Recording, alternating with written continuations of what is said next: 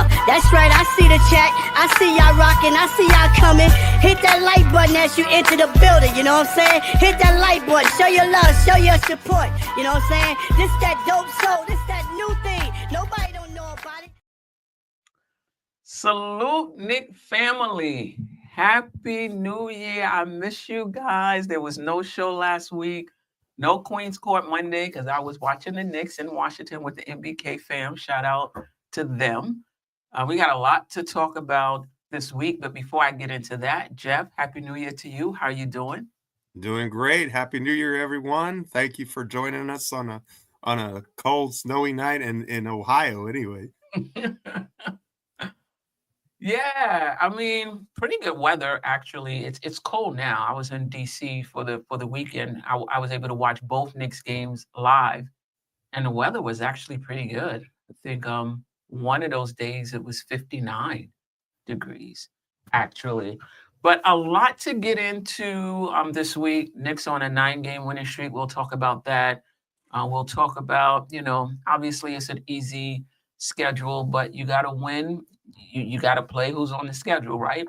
So we'll just talk about if there's anything we've learned from the Knicks despite the easy schedule.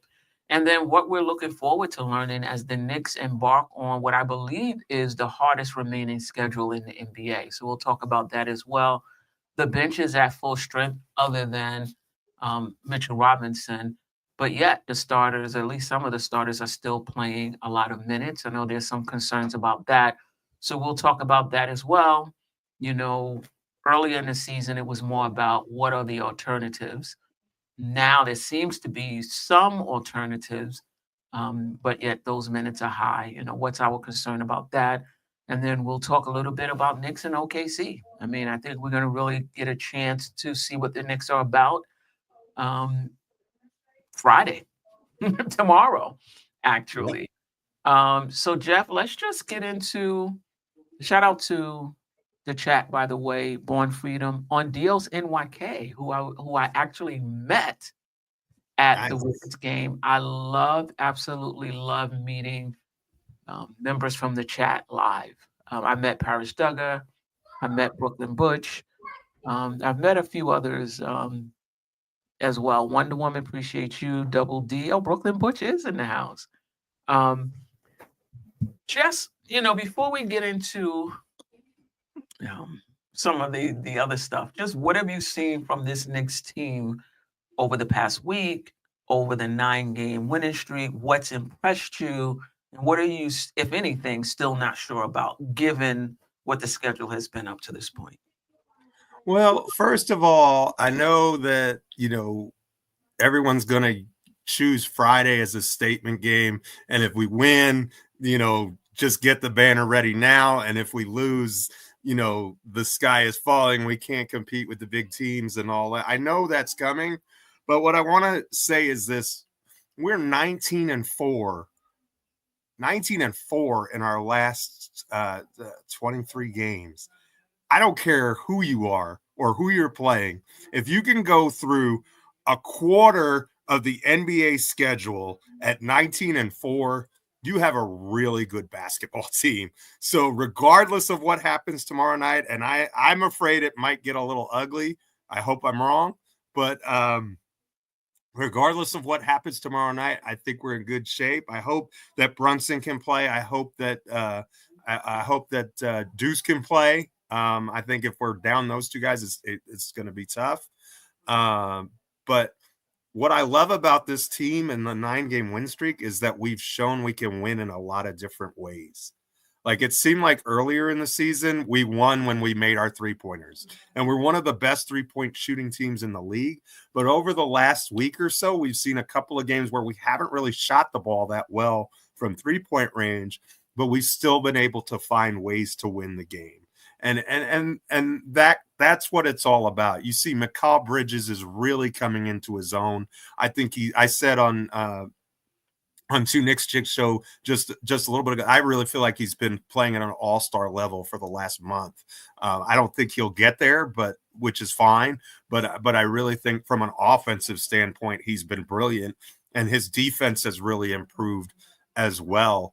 But Karl Anthony Towns, 3 straight 30-10 games. Like, that's Patrick Ewing-esque. I mean, and I know he's not the shot blocker and rim protector that Ewing was. I'm not comparing the players, but you know, when you're a guy who's only done that like Bob McAdoo and Ewing are the only 2 other guys to do that in the history of a franchise that's been here since the beginning, that's really impressive.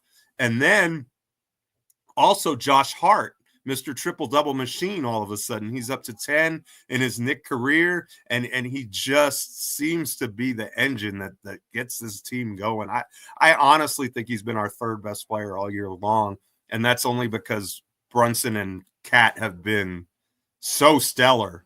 But I just think that what Hart has brought consistently, I mean, it seems like every night he's right there giving us exactly what we need. And so for that, very impressive, and salute to the chat.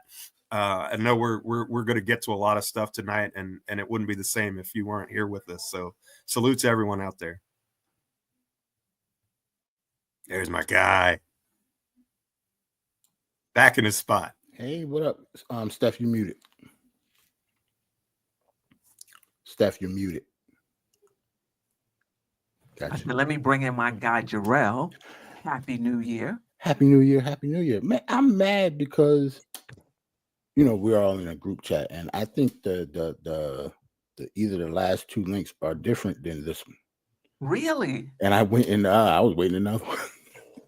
I was like, where's everybody at? And then I see that you went on. I was like, man, am I doing the wrong link? And then I scrolled up and then hit another link, and then here I am. Yeah, I think that was the game recap link. Probably. Yeah.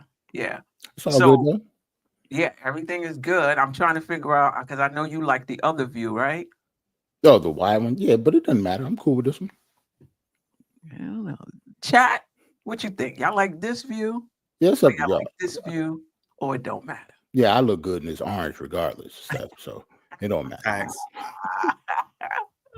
It don't matter to me. So what's up, Joe? Yeah, we good. Happy New Year to you.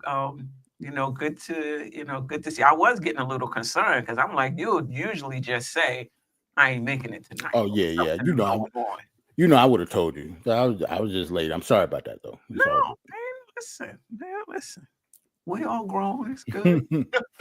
But we were talking about the just what we've seen from the Knicks over this 9-game winning streak, and you know, anything that stood out to you, and anything you're still concerned about, and just waiting to see a tougher opponent to see if it, you know, would that allay any concerns you would have. Yeah, I think that is my only concern. I think is that, you know, the level of competition that we've been playing. But other than that, like I said, all of these games is just gearing us up for the playoffs anyway. Like, these are the type of games that we should be still playing and winning with the lesser teams anyway. Like, I'm not mad that we have a weak schedule, but you know, it would be nice for us to be tested, and tomorrow night is going to be the ultimate test pretty much. So that's my only concern, really. Other than that, you know, I just want everybody to remain healthy. Hopefully Brunson can go tomorrow. Hopefully Deuce can go tomorrow too. But yeah, other than that, I'm fine right now. I'm still in the evaluation process, man. It's not even the All-Star break yet. So yeah, I still think we're rolling. We're winning the games that we're supposed to, but we're going to be tested tomorrow. Yeah, for sure. I mean, there's still some things I think you can kind of take away. I know some people would argue that, you know, it's an easier schedule. You're playing easier teams. They're not, you know, putting a lot of, you know, resistance up where you have to go to your second and third options and, you know, and things like that. But Josh Hart, man, I was talking with Geoff about this before. You know, I saw him live. I was sitting close enough that I can really like zero in on him and what he's doing. He's bringing more to the court than we've been talking about. I know we talk about his defense. We talk about his ability to, we talk more about his rebounding, His defense is fine as well. his ability to rip a rebound, go coast to coast. Like we talk about all of those things, and me questioning, why is he handling the ball? Maybe Bridges should handle the ball more. This guy, his playmaking ability, he's a big part of what's making our offense go. And I think it is underestimated. His playmaking skills, his ability to cut himself, but also to hit the cutters, his ability to attack closeouts, find the open guy, like really generate open looks for us, is underestimated. And it was on clear display. Now, maybe it was just Washington, and that won't be the case against OKC. But he doing the damn thing, Josh Hart. He's, I'm not sure exactly what the percentage is, but he's much more efficient at the rim than in the past. I believe he's taken much more shots at the rim than in the past. And I think, Karl Anthony Towns' presence there allows him to do that. Like I said, just generating good looks for us. He is just like a little motor out there. I mean, it can't be underestimated what he's bringing to the team. And I know people talk about, he's playing the 3 position. He's a little undersized. Give it up. Just give it up. I just don't think that matters. I just don't think it matters anymore with how he's out there playing. And, to Jeff's point, Towns don't even look like he playing in the game. He just looked like he out there chilling, and the next thing you know, he got 30 points and 15 rebounds. Right. It just looks effortless. Sometimes I'm like, what's Towns doing this game? And it's halftime, he got 18 points and 13 rebounds. You know what I mean? Like, that's just, I was saying earlier with Towns, is this just a good streak for him? Like, we haven't really watched him over the course of a season, so maybe this is just a good stretch for him. But he's not even looking hot. He not even, like some players, you could tell that they taking it up a notch. They all excited. They hot. Right. It looked like this is just another stroll in the park. Like, this is just what I do. Right. Really, really impressive. And Jalen Brunson over this 9-game win streak, if there was any concern about his ability, like there was some drop off, because I know I was starting to think, his footwork ain't looking right. Maybe he's injured, and whatever it is. What I've seen over the past 9 games is that how he's playing is his choice. Like, this is what's best for the team. When I need to turn it up, I can turn it up. You need me to score, I can score. Like that double nickel against the Wizards when the Knicks just couldn't get any. I think they were shooting like 0.5% from 3. Like, they just could not buy a basket. And he just turned it up, So I think that's what's stood out for me. We'll talk about the bench later.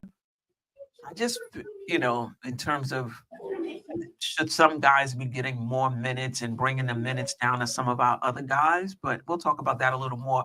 But anything else that stood out over this? It's been basically 2 weeks. It's probably been the whole win streak since the last time we were. Nearly. Right. We kind of been playing the same though, and like I said before, the competition hasn't been, that big in the last couple of weeks. But my only takeaway, OG has been playing like a madman on defense. Forgot to say that. Yeah. Like, he's everywhere.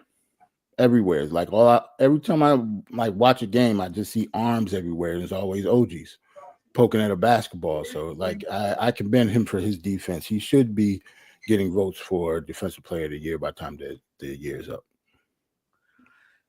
Yeah. So the first game against Washington, I forgot who it was. Who was not Champagny, but there was somebody else. I don't know if it was Carrington. Somebody in the first half was just killing us. And I believe, if I'm not mistaken, they put OG on him in the second half and just settled it right on down. Yep. His defense is, I don't even know what the word is. I don't know what the word is. I mean, he's just otherworldly, basically. And I know we talked some on the show about, if we put Precious at 4, that would push OG back to his regular position I don't even think it matters for OG whether he's guarding a 3 or a 4. He's just good. And Right. he's just good no matter who it is. And I don't think his assignments are gonna change anyway. I just think he's gonna be moved around no matter what. His offense is down a little bit, but it's probably because of how much effort he's putting out on the defensive end. It's just really hard to average 20 points a game and be a lockdown defender. And he's not just guarding his guy; he's guarding other people's, person as well. So, yeah. Hey, Steph, I just want you to know that Trey asked for the link in the chat too, and I just gave it to him. Okay. So he should be popping in soon. Yeah. Appreciate it. And we had a super chat. I don't know if Yes, let's get to the super chat. Thank you, Corey Lee. our guy Corey Happy Lee. New Year, Happy New peace Year. and salute, Corey Lee. Appreciate you, dropping by. We got to have you on as well. For sure. Coach said Deuce is really hurt. Might not see him for a while. How serious is the injury? Do anybody know the severity of it? I just heard hamstring, but those are always tricky. Yeah, that can mean anything. Yeah. On our team, it means about 8 games. Yeah. Oh, man. Shout out to Kerry Cox. Josh Hart is the soul of the team. No doubt. Yeah, he's having a historic season for him, a career year for him in so many ways. And he's going to make it difficult for us to guard because a lot of times when I'm looking at the Knicks, I'm really thinking about the playoffs. Like I want us to win as many games as we can. I want us to get the best seeding we can. But I'm looking, is this a defense on offense that can be successful in the playoffs? That's really what I'm thinking about. And you can have a successful offense in the regular season that just doesn't make the cut in the postseason when they're able to really focus in on you. So that's what I'm looking at. Double D, appreciate you. Happy New Year to you. JJ, appreciate you, JJ. Always rocking with us. OKC playing tonight. Hopefully that helps with them being on a back-to-back. Yeah. They'll be at home because the game tomorrow is in OKC, and then we play them in Madison Square Garden next Friday. Actually. Right. Yep. Reggie Clark, if Deuce is out for a while, let Kolick play. I mean, this is one thing I will say about Tibbs. When he says next man up, he means it. You could be sitting on that bench iced. If somebody goes down, if you're the next person up, okay, it's your turn, and I expect you to be productive, right? Deuce was a late scratch from what I understand, and Campaign and Kolick step right in, Cole, that was his second game that day, right? Yep. He absolutely destroyed the G League in Westchester that morning, and then came out and played really well. It was pretty impressive considering he had huge minutes in that game in Westchester, and just I think he had 30 points and 11 assists or something crazy. Yeah, I really like Kolick. I'm looking forward to what he's going to bring to the team. And even though I like I said, I'm not much for rookies playing, being in the rotation. Right. We got Landry Shamet for that, so we don't need right. But next year, the year after that, Knicks in a good spot. All right, let's welcome in. So let's change our view because we're going to welcome in.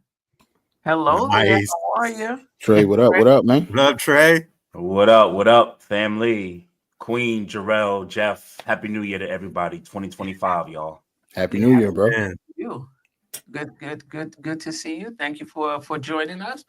We were just talking about the 8-game winning streak and just, what have you learned about the team despite the easy schedule, and what are you looking to learn as we embark on what's, I believe I heard someone say, the toughest remaining schedule in the NBA, starting tomorrow with OKC.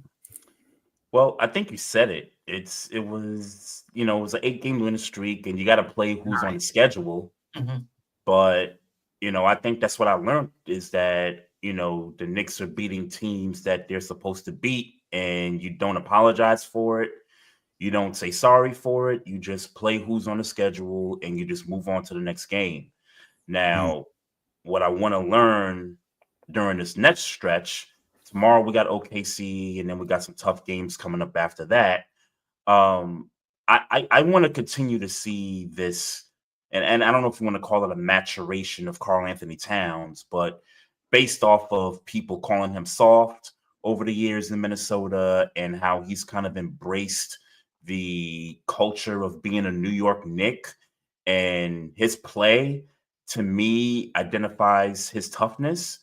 I just want to continue to see him exemplify that.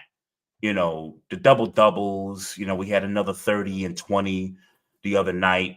I just want to continue to see him, do that, because I think that's what it's going to take against teams like Oklahoma City, like Boston, Cleveland, and other teams that are coming up on the schedule.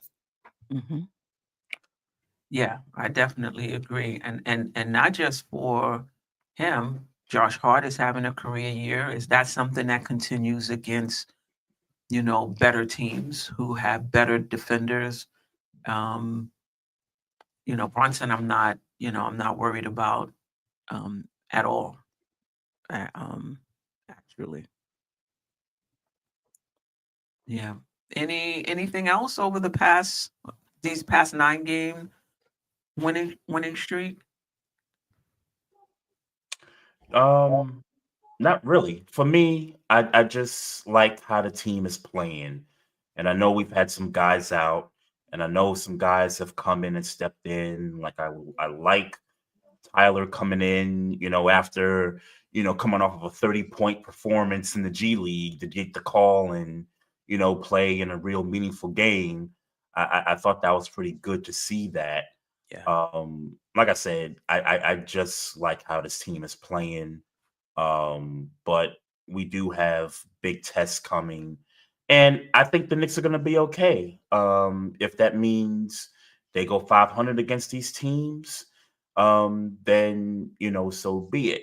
But as we get deeper into, let's just say, after the All-Star break, then you're gonna have to start going, winning percentage of 75%. That's kind of what I'm looking at right now. Yeah. What tracks from the Knicks 9-game winning streak that you think, no matter who we play, it's been impressive, or you kind of like, or you think would bode well for us? Well, Mikal Bridges, who struggled, to start the season, has improved his play, especially in those clutch situations. So I think if we're going to make a case to be one of those teams that gets talked about with the Celtics and the Thunder to be in that top 5 conversation, it's important that Mikal Bridges continues to play the way he's playing now. What is he averaging? He's averaging about 18, 19 points a game right now. I'd like to see that in the 20s, to be quite honest with you, if we're going to have a real, chance at being in that conversation moving forward. Anybody else? What have you seen that you think tracks, regardless of the opponent? For me, I agree with Trey's Mikal Bridges. He's starting to finally look like the Mikal Bridges I thought that was going to happen in the beginning of the season. He obviously had a struggling couple months in the beginning of the season, but he's starting to look like himself now. And Brunson too. Brunson, it's not like Brunson was really struggling, but he really didn't look like himself. But lately this winning streak, like, Brunson is Brunson. So I think, in the playoffs, that's going to be how he's going to play. And I think that both of them are going to be like our best players, even though Cat is going to be himself too. Yeah. Geoff, any? Oh, he's okay.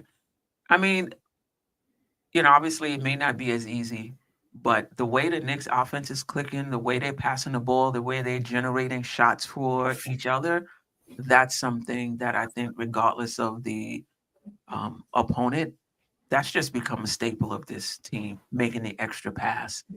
They all trust each other. So I think that's something that tracks. Now, whether or not they hit the shots or not, who knows? But their process, just seeing their process and the way that they play, they've been pretty consistent with making the extra pass, driving and drawing, and dishing. And that's something that's to continue now. OKC, they're not a very big team, so they have really good perimeter defenders. Right. Other than, I think, Hartenstein playing, the center position, everybody else is pretty much interchangeable. So that's going to be a challenge, for the Knicks. How easy are they going to be able to get into the lane and create advantages, right? Right. We shall see. I'm super looking forward to that game. But I kind of agree with Geoff. Like, I'm not going off the deep end if the Knicks lose the game. Like, oh, we're not championship contenders, nor am I going to get all riled up and feel like we're stamped and we're on our way if we beat them. It's Right. just something I'm interested in seeing, regardless of the final score. I'm really interested in the process. I'm really interested in, what do the Knicks do offensively against a tougher team? What adjustments, do they make? How does Towns play against a taller? Well, Towns has been playing against taller guys, and he's been eating them up. I don't think, but Hartenstein's a pretty good defender. I still don't think he has anything for Towns. We shall see. And obviously they have good perimeter defenders to match up with Brunson and the rest of our guys. So it's something I'm really, really looking forward to. And Thibodeau, I mean, this is something I've been asking for, and clearly he doesn't see it as a necessity. How do you free Brunson up a little bit more that he can get the ball up the court a little easier without, it being a grind, it seems, particularly against teams with good perimeter defenders. But clearly that's not high on the list. So Brunson's just going to have to grind it up and bring it up 500 times per game. It's just that's just what it is. Let's talk about the bench and the minutes. Early in the season, Josh Hart, OG, Mikal logging a lot of minutes, and the narrative was, or at least what I was saying is, what's the alternative? It's kind of hard to ask a coach to, play rookies, right? Seeding matters in the Eastern in any conference. Seeding matters, but now we're pretty much at full strength, other than Mitchell Robinson, right? Shaman is back. We got Payne. We got McBride. Precious is back, and I don't really see any decrease in the minutes, maybe slightly. For OG and Hart and Mikal Bridges. Mikal Bridges is playing a lot of consecutive minutes. Even if he does get a rest, he's playing like 30 straight minutes. Your thoughts on the minutes? And yeah, let's start with the minutes. Then we'll talk about the quality of the bench. Jerrell, we'll start with you. The narrative with minutes and Tibbs will always be around us as long as he's the head coach of the New York Knicks. It just is what it is. But I don't really have a problem with it. I think all the players that are logging a lot of minutes, I don't think they have a problem with it either. I think that's just Tibbs' style. We want to make sure we win all these games.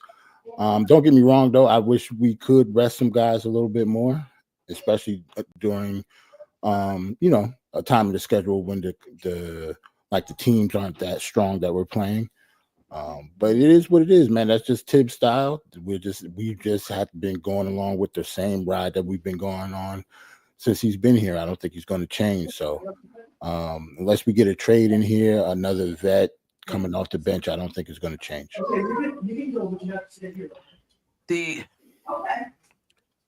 is it a matter of, hold on, I think, let me just, is it a matter though of,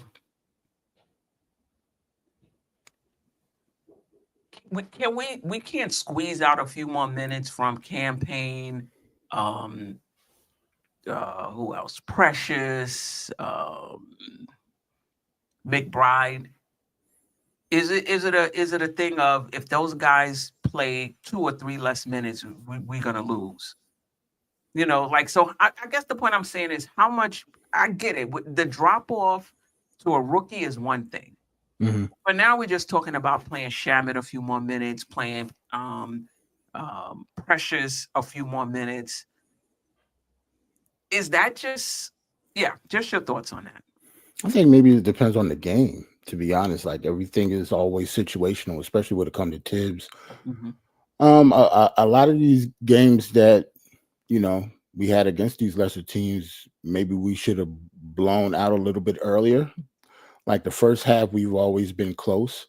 So it's kind of hard for me to tell them that he should, you know, play the bench more when we don't really pull away until like the fourth quarter. So I get it though, but it is what it is. I don't think Tibbs is going to change, but yeah, I'm concerned a little bit, but I just don't see it going anywhere. These guys just going to have to run.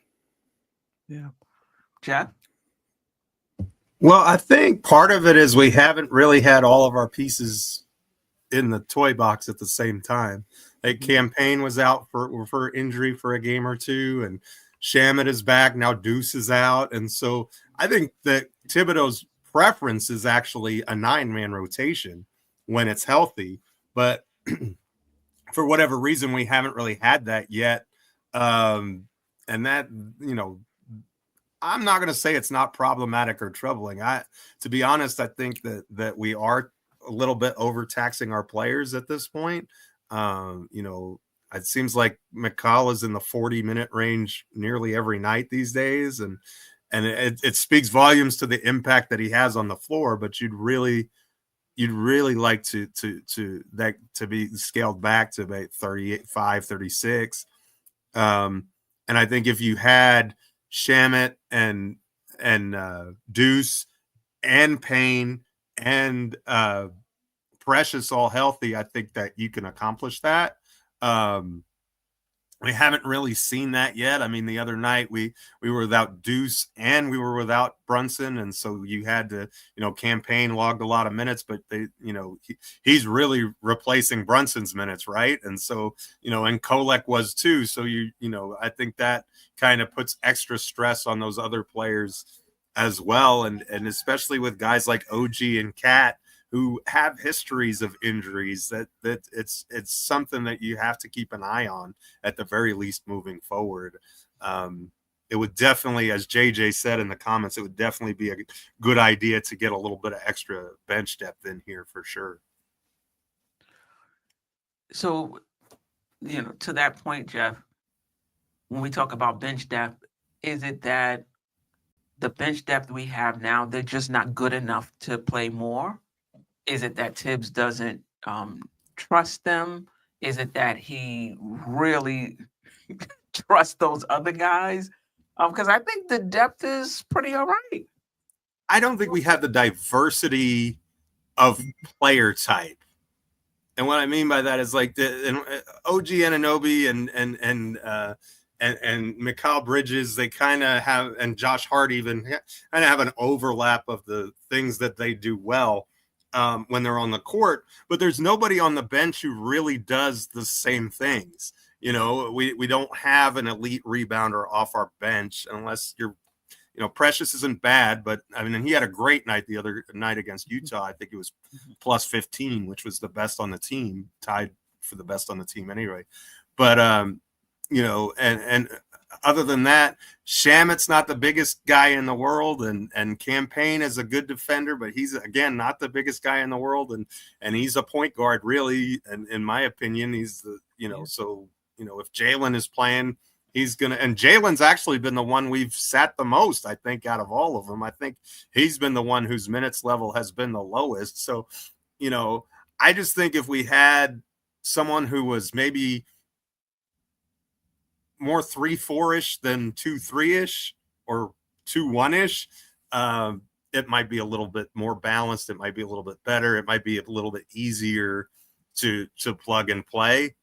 But again, you can't argue with the results. I mean, 19 wins in 23 games is, I mean, it's working. So but in order to sustain, it's a marathon season. You're gonna have to do something at some point to diversify, in my opinion, and get and have a variance of looks on the floor. Like I don't think, it seems like when we got our bench in there, it's small ball time, and that's not necessarily a bad thing. But when you have two, even with Deuce is healthy, 2-3 small guys at the same time, the league is going away from that, right? The league is now about length and 3-point shooting ability more than it is almost anything else. And so I think you're kind of putting yourself at a disadvantage, even if those lineups are playing well at times.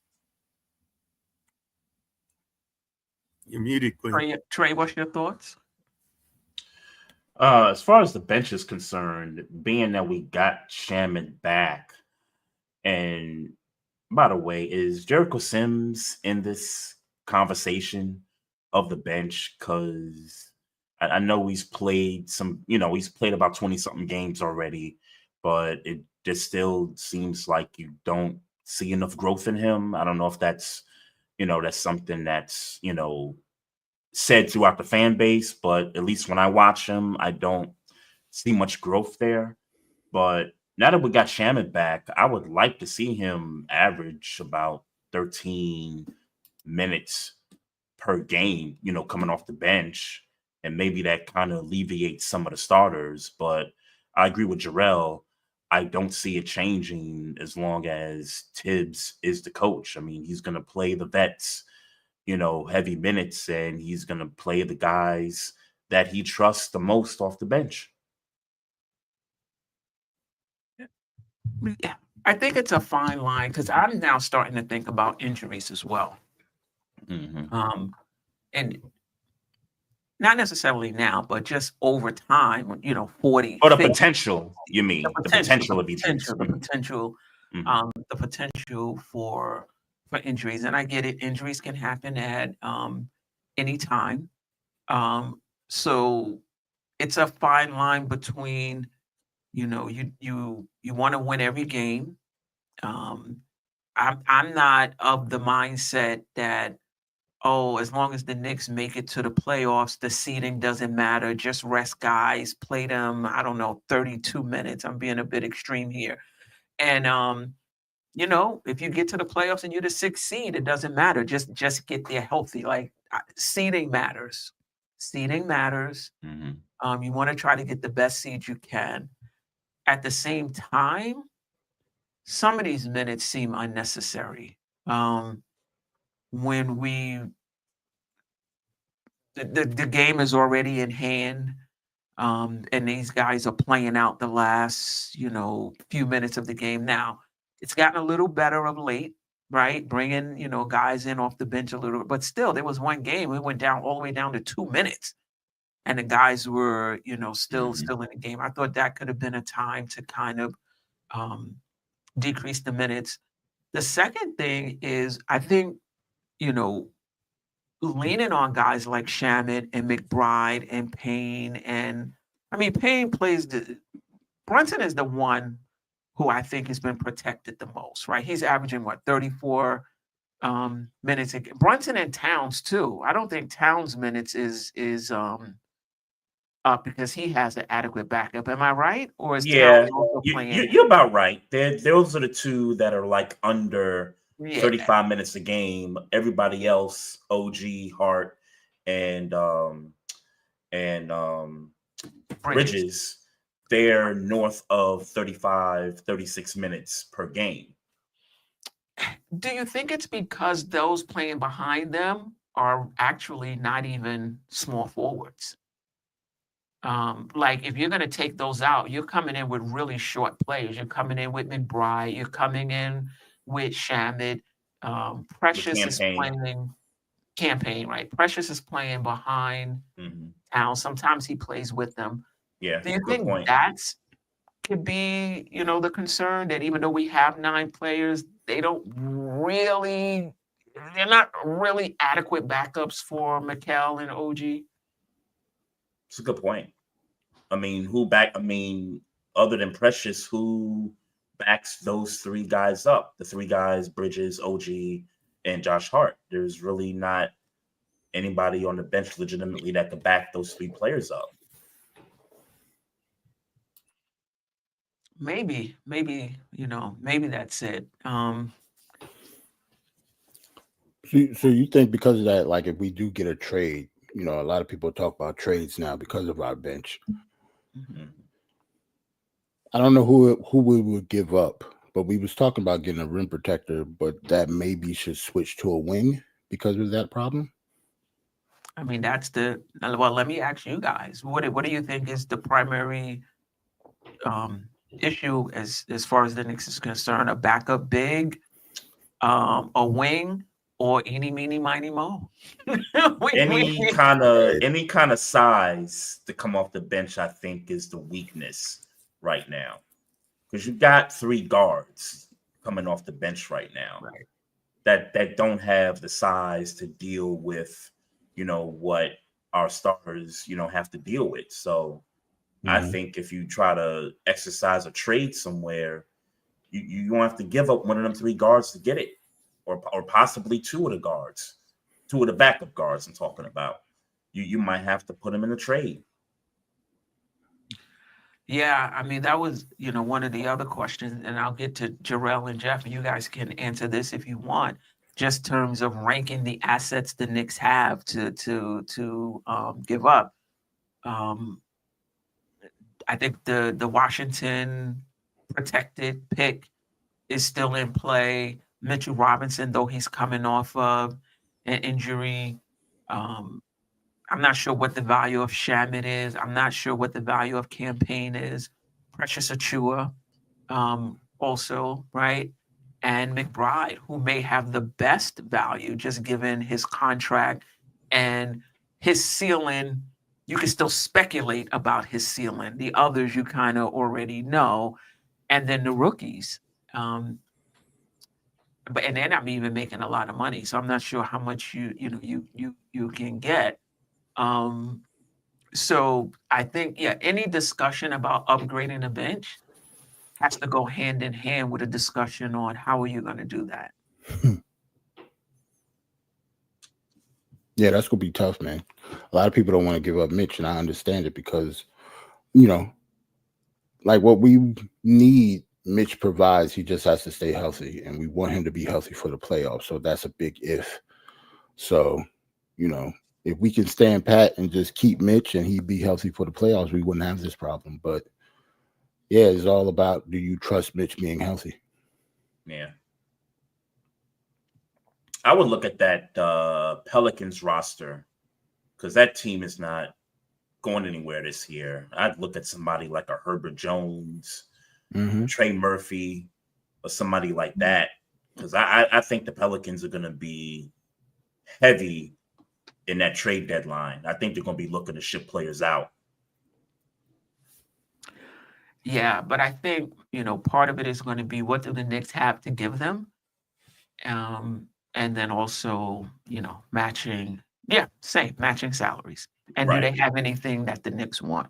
Do the Knicks have anything that the Pelicans want? Pelicans have a few players I like. But, do they like anything we have? They didn't have a center to start the season, but now their rookie is playing okay for them. I don't know if they want to bring in another center. They want to bring in a Mitch and take minutes away from their center when they're not going anywhere. Anyway. So yeah.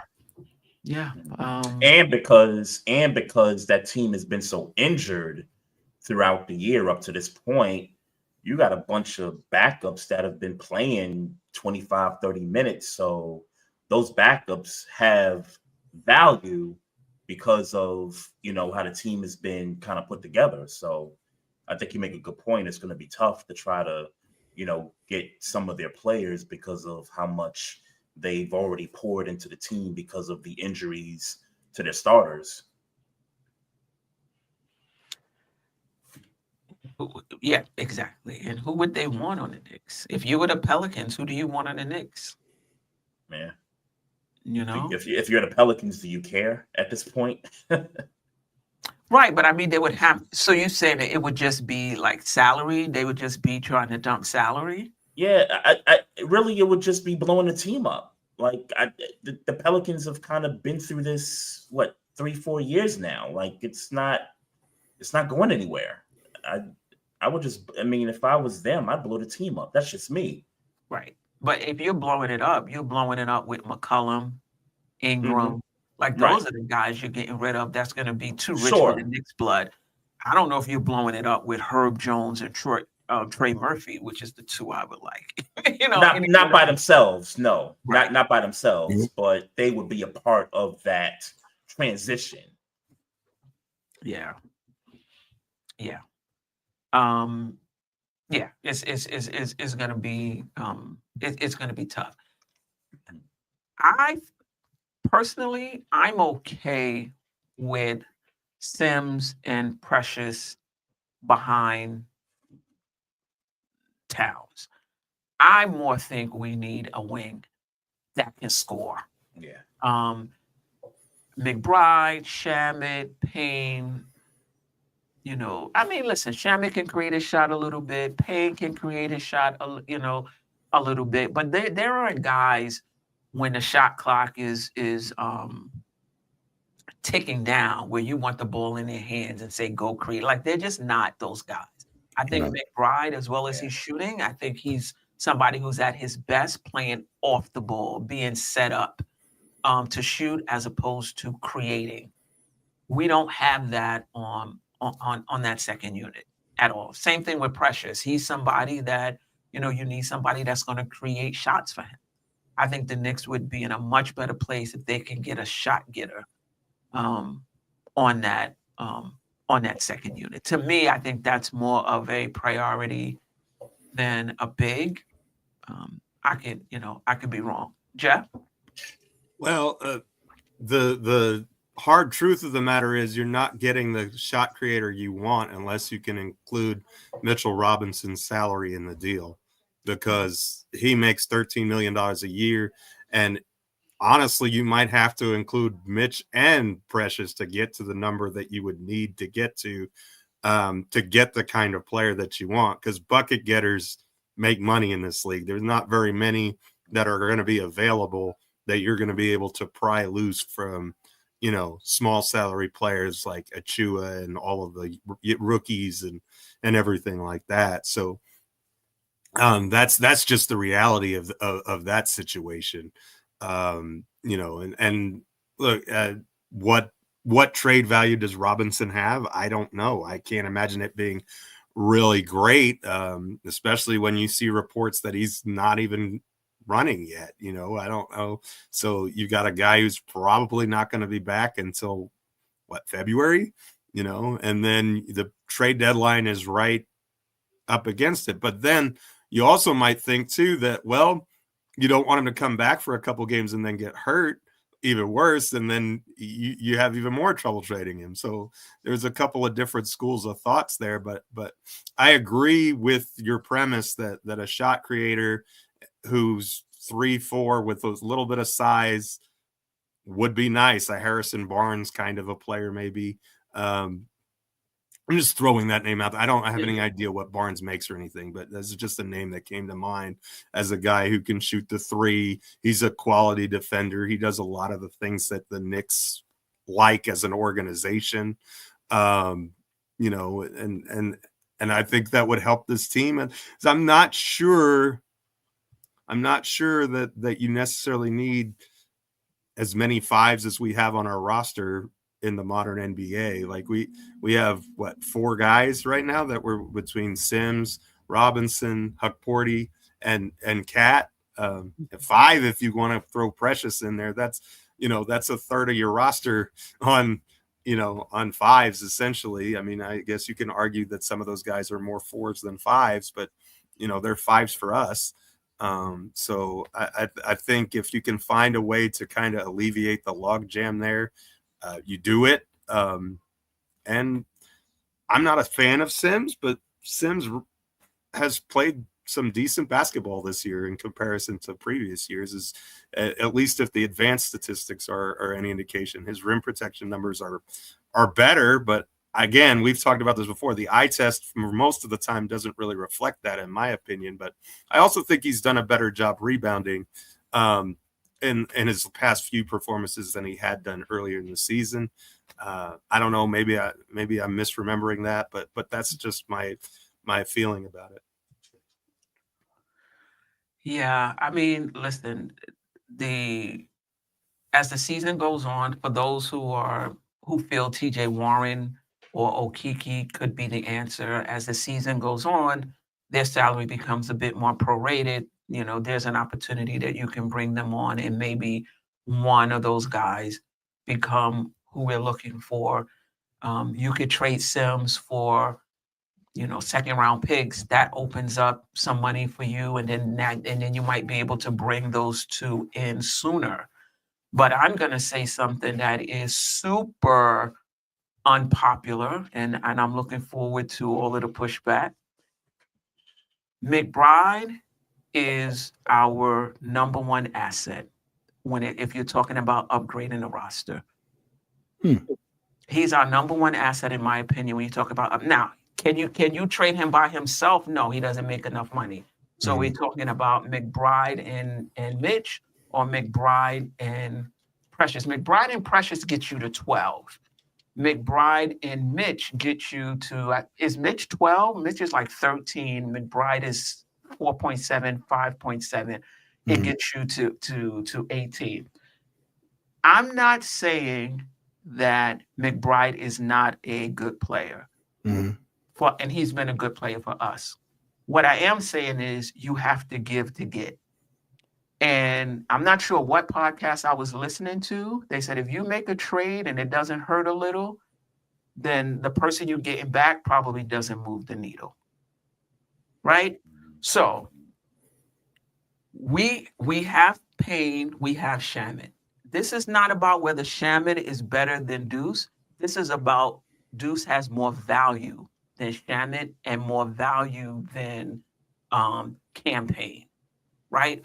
So you're going to still have Campaign at the 1. You'll still have Shaman at the 2. And if you can get a scoring 3, 4, that person replaces Deuce in the lineup. You get the size. Hopefully this is somebody that can create for themselves or create for others, or I'm not making a trade, right? So now you have somebody at the 3 who can create for himself, create for others, whoever this hypothetical player is, and then you got Precious at the 4. Maybe you keep Sims, and now Sims is the one who's playing behind Towns, right? As I get it, McBride is homegrown, but at the end of the day, McBride is an undersized 2 guard. Now, if he was a point guard, that's something totally different. But at this point, he's an undersized 2 guard that you're not playing at the point. The Knicks don't see him as a point. I'm not sure what his ceiling is unless he turns into a point guard. He's not going to be a starter at the point guard position. And at his size, I'm not sure if he'll ever be a starter at the 2 position, right?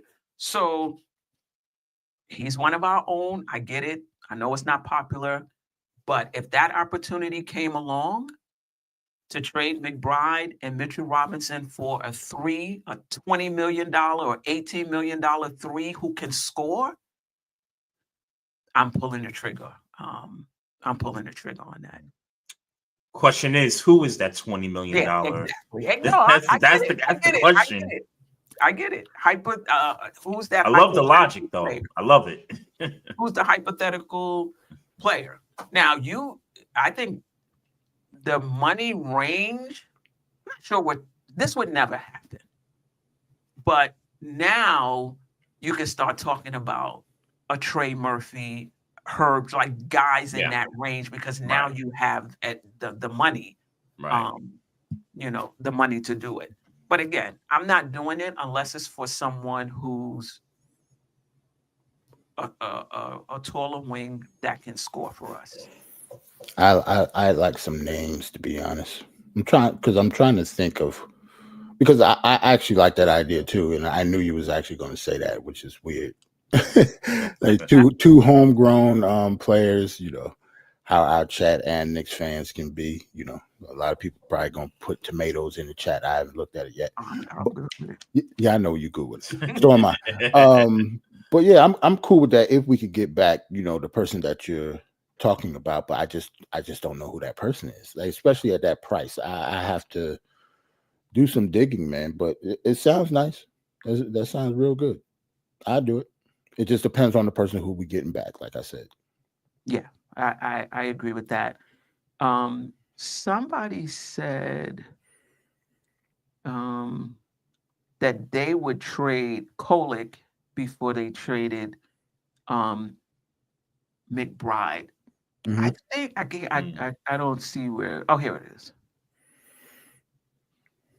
Thoughts on that? Well, money has a lot to do with it too. Yeah. Like I was one of gonna the say. reasons that you have to trade Deuce instead of Kolick is because of money matching. Like trading Kolick wouldn't get you anything. Like he doesn't make that much money. So I would definitely like to trade Deuce before Kolick, just because of that. Kolick is what, 2 million? With Right. Mitch, that'll get you about 15.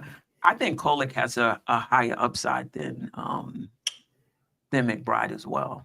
For what we need him for, to be an For actual what we point need him guard. for Yeah. at the point guard is correct. Correct. Yeah. Somebody said Trey Murphy, Herb Jones, or even Kuzma for Mitch and Deuce. I don't know how I feel about Kuzma though. Money doesn't match. He makes way more than that. Yeah. That's a big contract. Huge contract.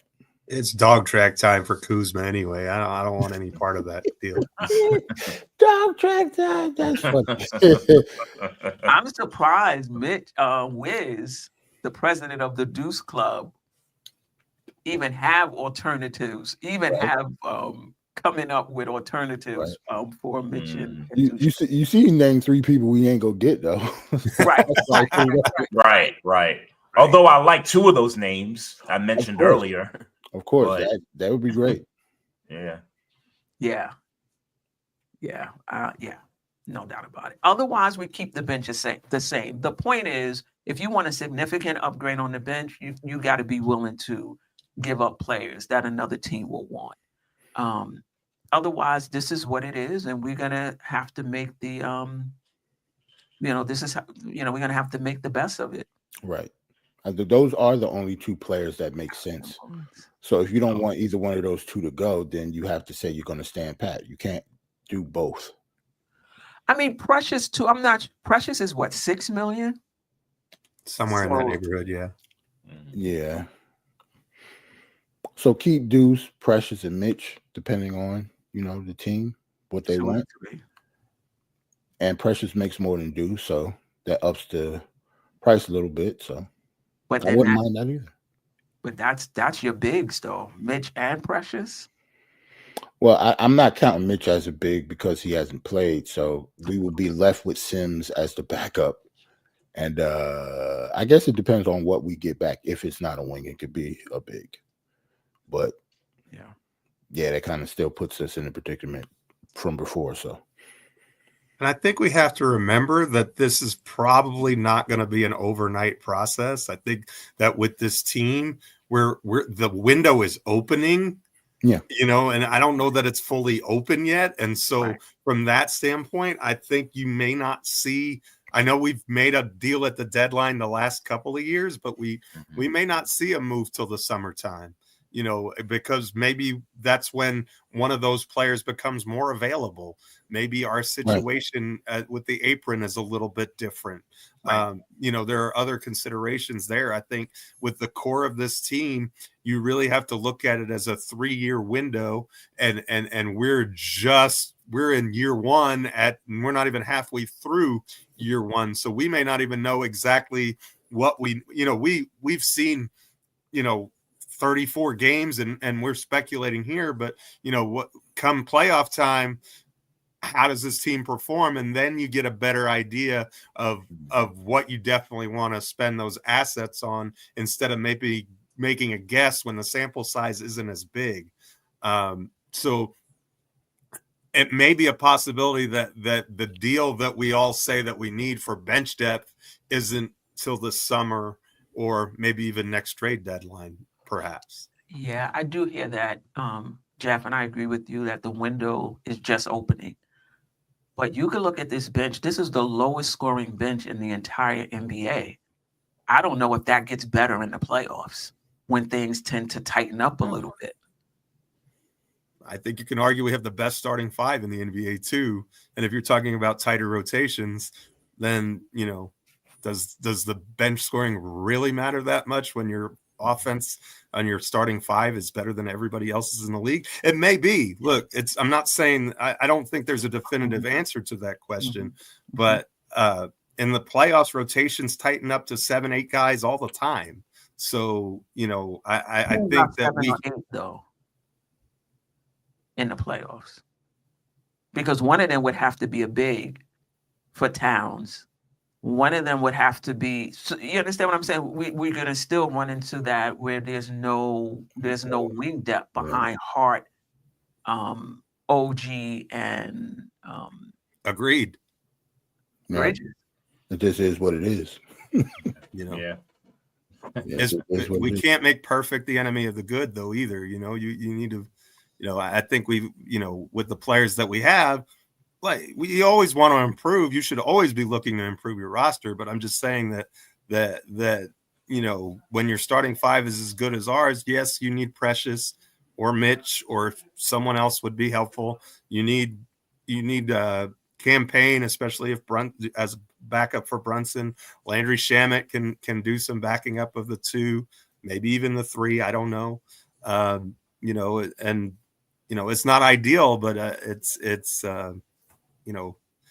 building championship teams is not easy.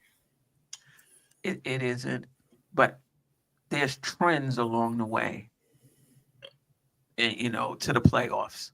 And if you could help, like going into the playoffs last year, the Knicks felt like, listen, we need something in the bench. And they went out and got Bogdanovich. They went out and got Burks. I think it's kind of similar. Like you can see the trends on this bench as you enter into the playoffs. Now, it's possible that there's more to be had from the bench, and Tibbs just isn't giving those guys an opportunity. Like maybe Shamet does need more minutes. Maybe McBride needs more. McBride's already playing like 25 minutes a game or something like that. But maybe McBride needs more minutes. Maybe Campaign needs more minutes. Maybe Precious needs more minutes. But the way it's standing right now, either you're going to give those guys more minutes so we can get more from the bench, or if you don't believe in those guys, then you got to go out and make something happen. Trey, what's your thoughts? Yeah, I was in regards to bench play. Didn't the Celtics have one of, if not the worst benches last year in terms of scoring?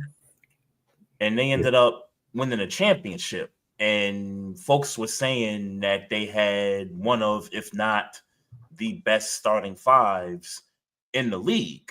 So you fast forward to this season, now we're in that conversation for the best starting five. I mean, maybe that's a bad trend to follow. I mean, normally you don't win championships when your bench is, in the bottom, third of the league. But we just had an example of that this past season. Maybe we, like Jeff said, maybe we don't make that move to improve the bench, and we're going to have to do it come the offseason. And I would be cool with that, to be honest with you, if they decided, we're just going to stand pat, because at least I can see the chemistry of this team from now all the way into whenever the season ends. Yeah, you're right. I do remember that conversation in the beginning of the season, and we were like, if anybody in that starting unit gets hurt, it's a wrap, because they have no bench. And then the bench did develop, though. The bench didn't stay that way. Right. The bench did develop They got better. over the course of the season. For us, I don't even know if it's that the bench needs to develop as much as Thibodeau has to decide he's going to play them. Mm-hmm. And if he doesn't trust them, they're not going to get more minutes. Campaign is getting what? 8 minutes. Shamet is getting what? 7 minutes. Mm-hmm. So, Steph, you fully expect a trade to happen this year? No, I don't fully expect. What I'm saying, what I would like is you're going to play these guys more minutes off the bench, because I do think there's more to be had from the bench that we actually have right now. Okay. If you give them more minutes, or if you don't trust those guys for whatever reason, or you feel like when you go to the bench we're too short, whatever it is, then fix it. You know what I mean? Like I got you. One or the other. But I think it's untenable for Bridges to be playing 50 minutes a game. OG, Bridges playing 38 straight minutes or whatever it is. I mean, Yeah, that's what I'm saying. What's the end game? In the beginning of the season, we needed to do it. Those guys, they were, Shamet was hurt, Precious was hurt. They're back now. right. So is it a matter of we just need to see how they do, for the next month or so, now that the bench is healthy? I don't see a willingness on Thibodeau's part to play those. I was about to say, Steph is just saying Tibbs need to stop being Tibbs. That's what it really boils down to. That's just him. Right. I mean, are we going to lose a game because Hart plays 3 less minutes? I see what you're saying. In Tibbs' eyes, yeah. I don't know. I agree with you though, but before we talking about bringing in a rookie, I'm like, yeah, well, let's hold on. But we passed that. Right. Shaman is not a rookie. Right. I got you. I mean, they're journeymen. Don't get me wrong. It's not like we're coming off the bench with like Harrison Barnes or somebody. They're journeymen as well. But right, a few more minutes. Yeah, especially for Shaman, because Shaman's defense has actually been looking a little bit better than what I've seen him play defense in the past. So, maybe he does need a little bit more minutes. I think I agree with you on that. I'm just saying it ain't gonna happen because Tibbs. That's all. Like I agree with all the minute stuff. Like, yeah, rest them guys. And yes, I think Josh Hart can play 3 less minutes and we'll be okay. But Tibbs is an animal, man. Tibbs is Tibbs. Yeah. Which is weird because he doesn't do. Like even players say that Tibbs actually let you be yourself, but he's just not gonna take you out the game. But he doesn't do that much coaching as they're playing. Like they say, they actually really free when it comes, especially on offense. Like they get to do whatever they want, but he's just not going to take you out of the game. You have to play. And the players love it. Like they talk about it all the time. Josh Hart wants to play every minute if he could, So Tibbs hears that. Oh, he's getting giddy when the player comes out and be like, hey, put me in, man. I play 45 minutes a night. Tibbs will love that. Right. I just think we have to balance the minutes long term. Long term in terms of just risk of injury, but also balancing it, not on the other end, like, oh, let's play everybody 32 minutes. And as long as we get into the playoffs, it doesn't matter what seed we is. Like that's not going to work either. But I think we do have to find some balance. All right. Let me get to the chat. I will package Sims and Kolick. Wow. Okay. But for what though? Who? How much money does that equal? That's $4 million together. Sims make more than that, right? Sims make 2, and I think Kolick makes 2, right? Sounds about right. Oh, I thought you ain't getting you're not getting anything for. Yeah, not for no $4 million. It's a lot. It's about money. Jay, there is more offense off the bench. Tibbs just doesn't play anyone. Okay. I wouldn't mind bringing Dante DiVincenzo back. Yeah, it's gonna cost us. Yeah, that will have to be next year too. I don't think we could trade him this year. Just because we traded him already. You know, Tibbs is going to play at least 2 starters with the bench. That's why Bridges is the Iron Man we traded for, and we need Mitch back. That's it. Thing about Mitch is a wild card. Like when we talk about Mitch coming back, we talk about Mitch as if we know he's going to be healthy for the rest of the season. And if that's the case, I'm with you. It definitely helps us. But it's a wild card. Crazy part is all the stuff that we always used to talk crap about Mitch, you know, the stuff that he can't do. We really don't need him to do that anymore. Like we actually need the skill set that he possesses, and he's hurt. Okay, Ramrock, to give up Deuce for a player that's going to score the same doesn't make sense. Tibbs is going to play his bench a certain amount of minutes. Not necessarily whether they're going to score the same amount of points, is how they score their points. I think makes a difference. Have everybody that's in that second unit needs somebody to create for them. Well, campaign. That's what I'm about to say, except for campaign. Except for campaign. Yeah. All right. Harrison Barnes is a championship piece of the bench. Is it? I haven't seen Harrison Barnes in a minute. I mean, is he a little washed? He's washed. A fan of him, so he's washed. In my eyes, he's washed. My son's a huge Spurs fan. I see them on League Pass a lot. He's not been very good this year, in my opinion. Yeah. But as an archetype of player, that's nah. I'm with you. He was washed before he got to the Spurs. Honestly. Right.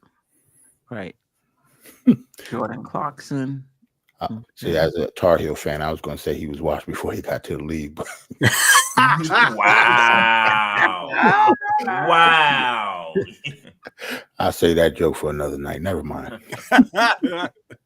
Oh, boy. Let's see.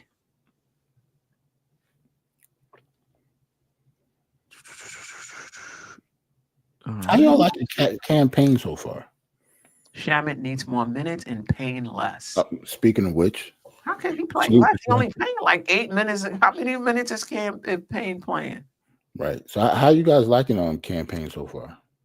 I like campaign. I think I like his defensive energy. His assist game is on point. He can be frustrating with his shot, and I never want to see him shoot a jump shot just because it makes my eyes bleed. It goes in, Jeff. Ugly. It's the shot. ugliest thing ever, but it goes in a lot of times. So I mean, you know, I just don't want to see it. I wish I had blinders on my glasses where when he was about to shoot, they would just cover my glasses till he was done, and then be good with it. But I love his energy. I really think he was a steal. I think he's an important piece to this team, and he showed his value the other night. I mean, without Brunson, he came in and he 9 assists, not very many turnovers, good defense, and I think he set up the guys pretty well. Right. Yeah, I like him. I like campaign. Like you said, that ugly shot, that form, the form is just. I mean, I said it when he was with Phoenix and when he was playing with the Sixers last year. That's an ugly shot, but since he's doing it for us, as long as the ball goes in the basket, I'm good. Man, his shot's so ugly. I can't even tell when he's gonna shoot it. Like he was just dribbling. Like, wait, what happened? He pulled it from the yeah, like what happened? Like what happened? Campaign, but it is what it is, man. That's just a shot, but it goes. Don't help that he's a lefty too. Right. It looked ugly, and it's from the other side. So.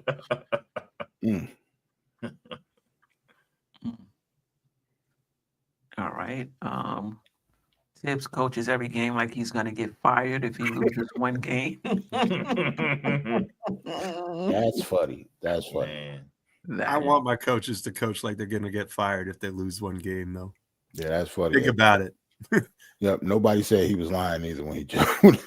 Yeah. That's just Tibbs. I don't think it. I think we missed Johnny Bryant. Johnny Bryant has been so overrated by the Knicks fans. in terms of what he did, none of us knows, but we just reading into what Johnny Bryant used to do. Went to Cleveland, best record in the East. There may be something that's to all it. Johnny Bryant. It's all Johnny. I think All we Johnny. missed. Shout out to you, Jim Brony. That's the I words think on the we missed street. Johnny Bryant being on our bench. He seems to have been Tibbs' minutes manager. Tibbs wasn't this bad last season until the injury started. We were complaining about Tibbs in the minutes Yeah. before he even got to New York.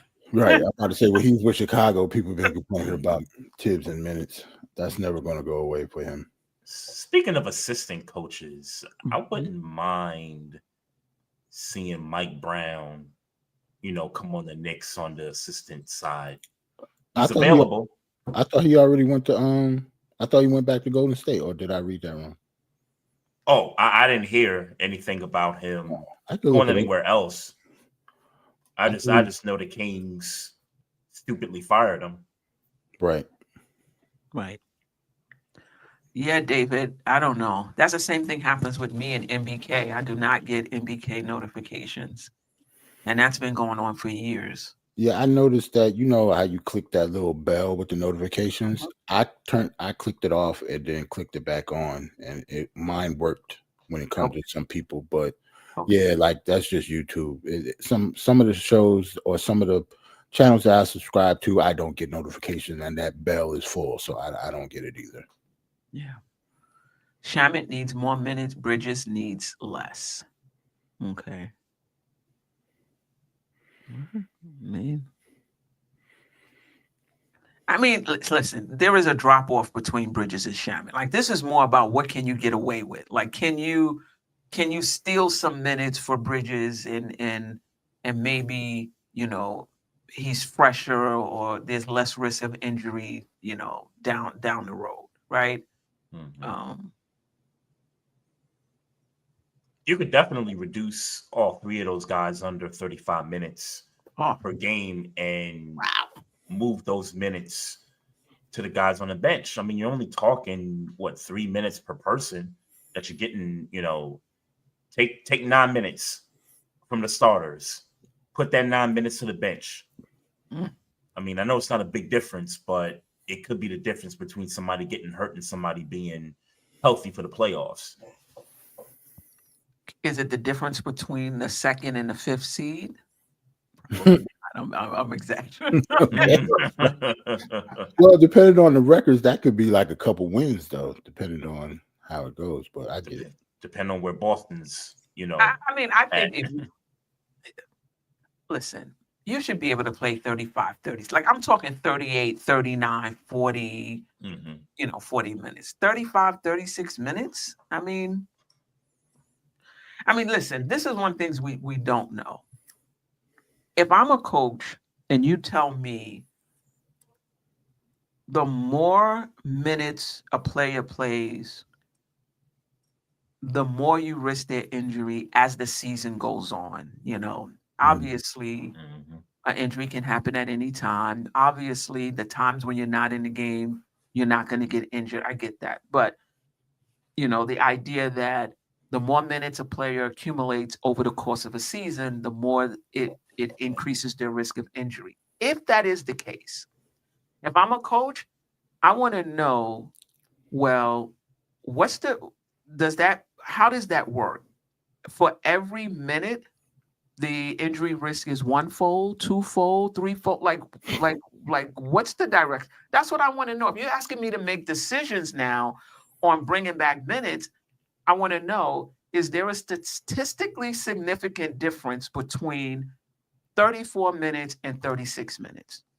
Like, do we know that if I play somebody for 36 minutes, the risk of injury is twofold, but if I play them for 34, it's not? Because if you're asking me to reduce a guy's minute, like, these are things I want to know. It's possible that there's no difference between 34 minutes and 36 minutes. Is when you get to 38 minutes. These are things I want to know. Otherwise, it's a crapshoot for me. Right. Yeah. If I don't know that, it's a crapshoot for me. Okay, I know that the injury risk is higher the more minutes, but I need more than that to make decisions, and that's what we don't have. Well, and maybe you're they talking do over that. I'm sorry, you're talking over the course of 82 games, Right. and you're including on some occasions back-to-backs Right. also. Mm-hmm. Right. I'm pretty sure there's analytics for all of that, though. Yeah. We wouldn't have it, but that's not. I'm pretty sure somebody has started that before, and they've made some type of equation for that. Yeah, because that's what I would need to make that decision. Like, Right. you got to bring his minutes down from 38 to 36. Oh, okay. I mean, are you telling me that, where's the research? Like, I need to know where the line is as a coach. Right. I need to know where the line is. That's where minutes restrictions come from when they come back from injury, but we wouldn't know. All of those minutes are different depending on the player, depending on what the injury is and all that. So it all depends.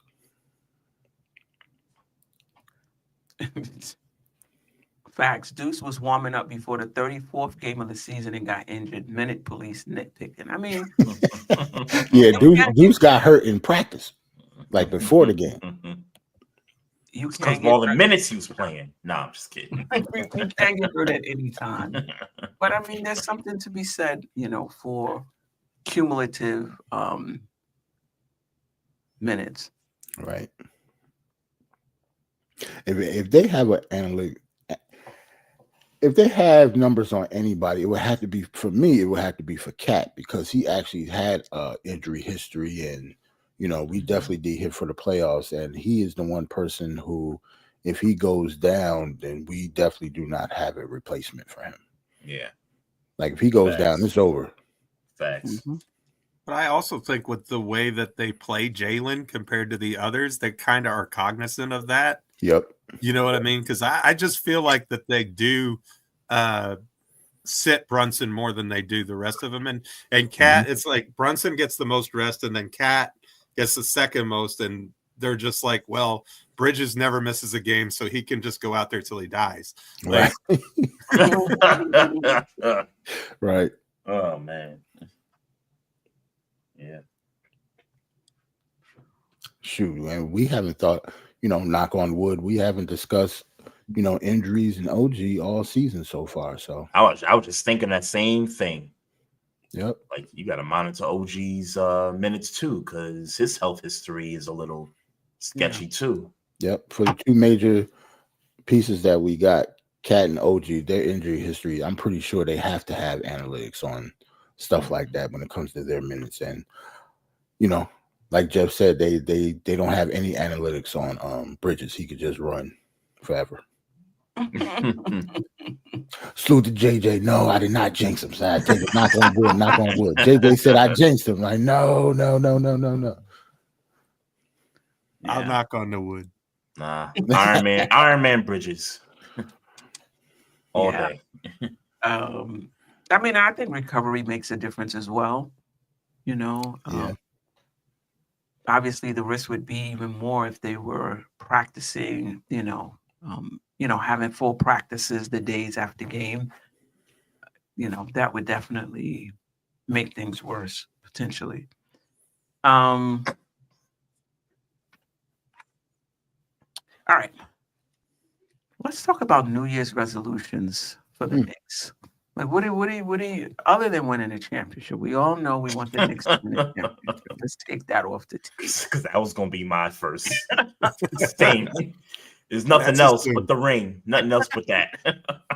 What do you want for the Knicks, Geoff?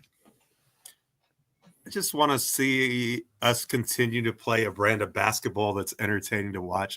I love watching this team. They play such a pleasant style.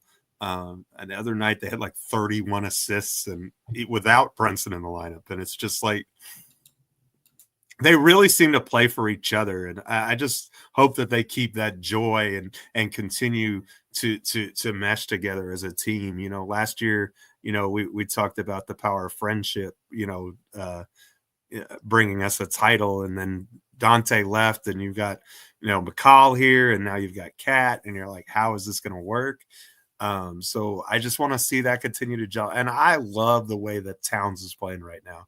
I would love to see him to be able to continue to do what he's been doing throughout the rest of the season and be in the conversation for MVP, because hey, man, the first 34 games is some of the best basketball I've seen out of a 5 in New York. I mean, outside of much respect to Patrick, I mean, he's in a league of his own, but Patrick's one of the 50 greatest players of all time for a reason.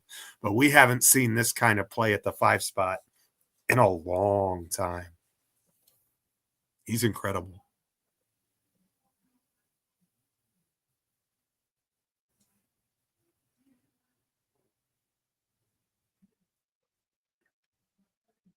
I think you're on mute, Queen. If you're muted.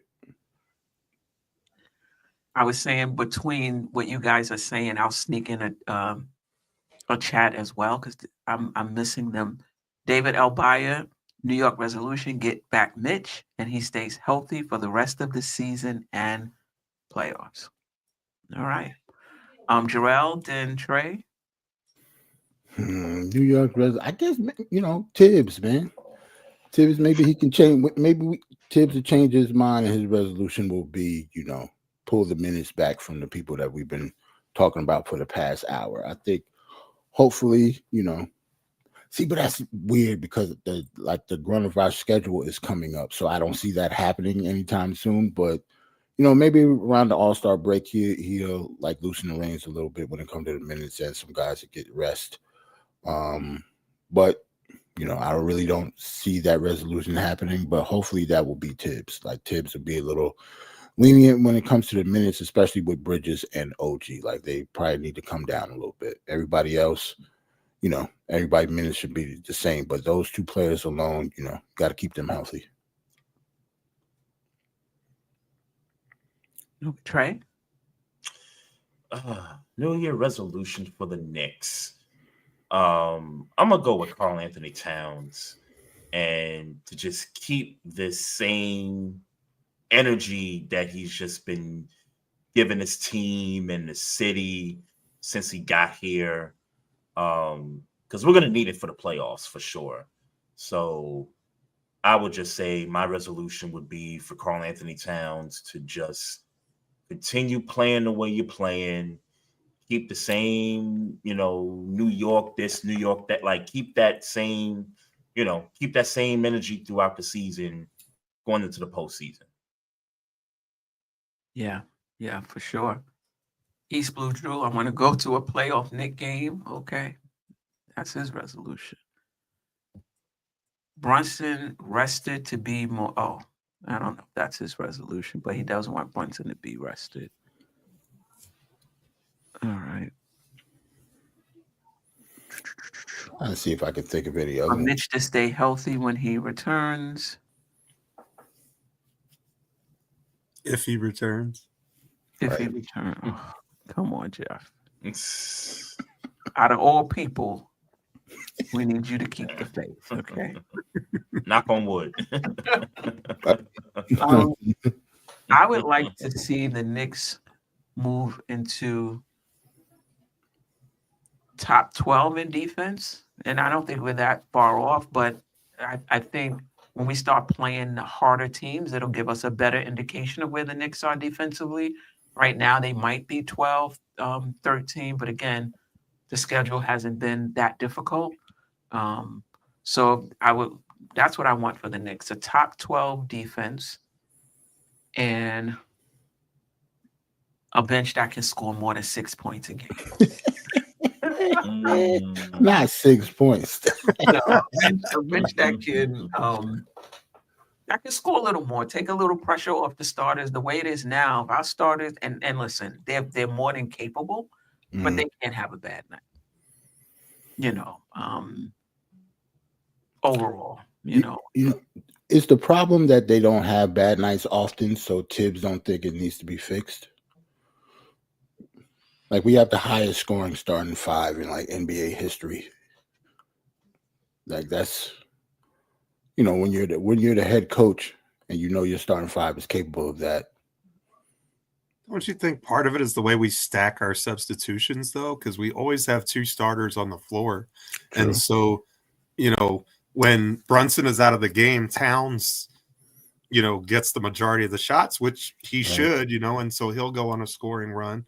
McCall gets to run with the second unit a lot, and he'll get, that's the time for him to get shots. And so, what if it's just a function of the way that we stagger our lineups, that the scoring continues to be from our starters just because they're the most apt to do that when they're on the floor with the bench players? Right. I got you. Yeah. Makes sense. Yeah, we got some good ones here. Marco Polo, mine for Josh Hart to make the All-Star team. See, that would be lovely. I don't think that's going to happen just because, popularity, but that'll be dope. Yeah.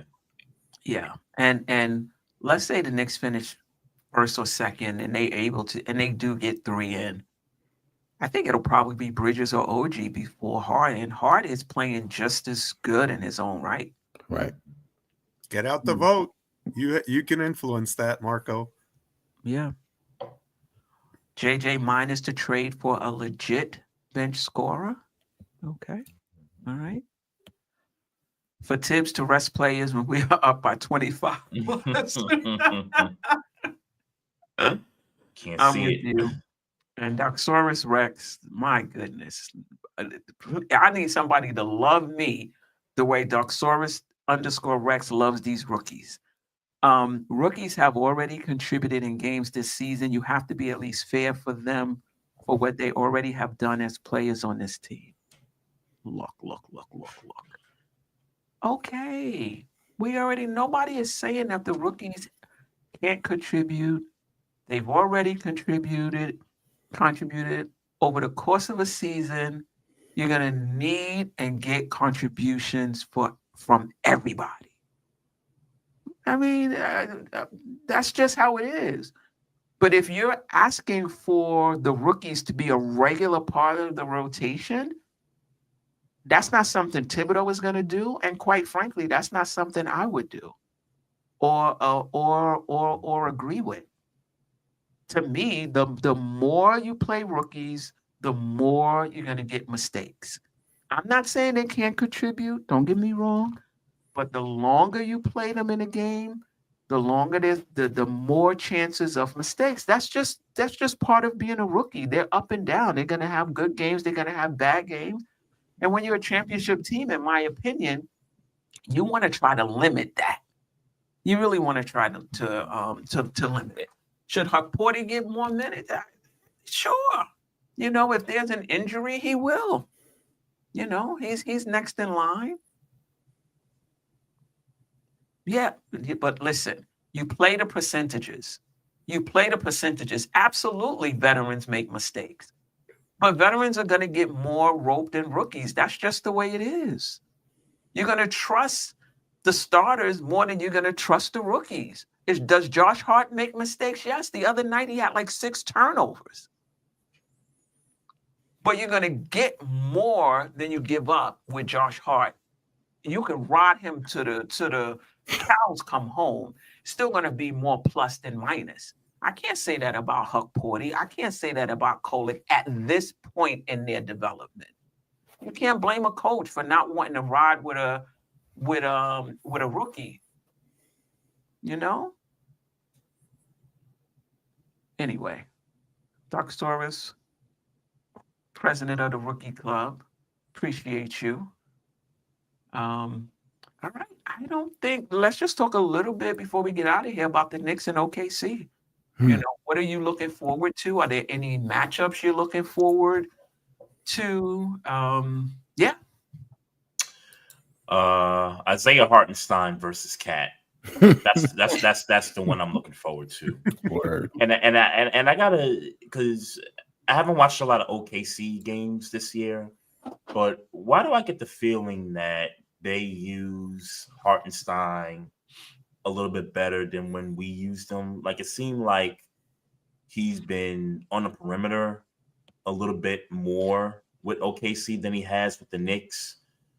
But that's what I'm looking forward to, is that matchup. Okay. Yeah. I think Hartstein is going to get into foul trouble. Particularly if Cat is driving to the basket. I think Cat gonna kill him. Yeah.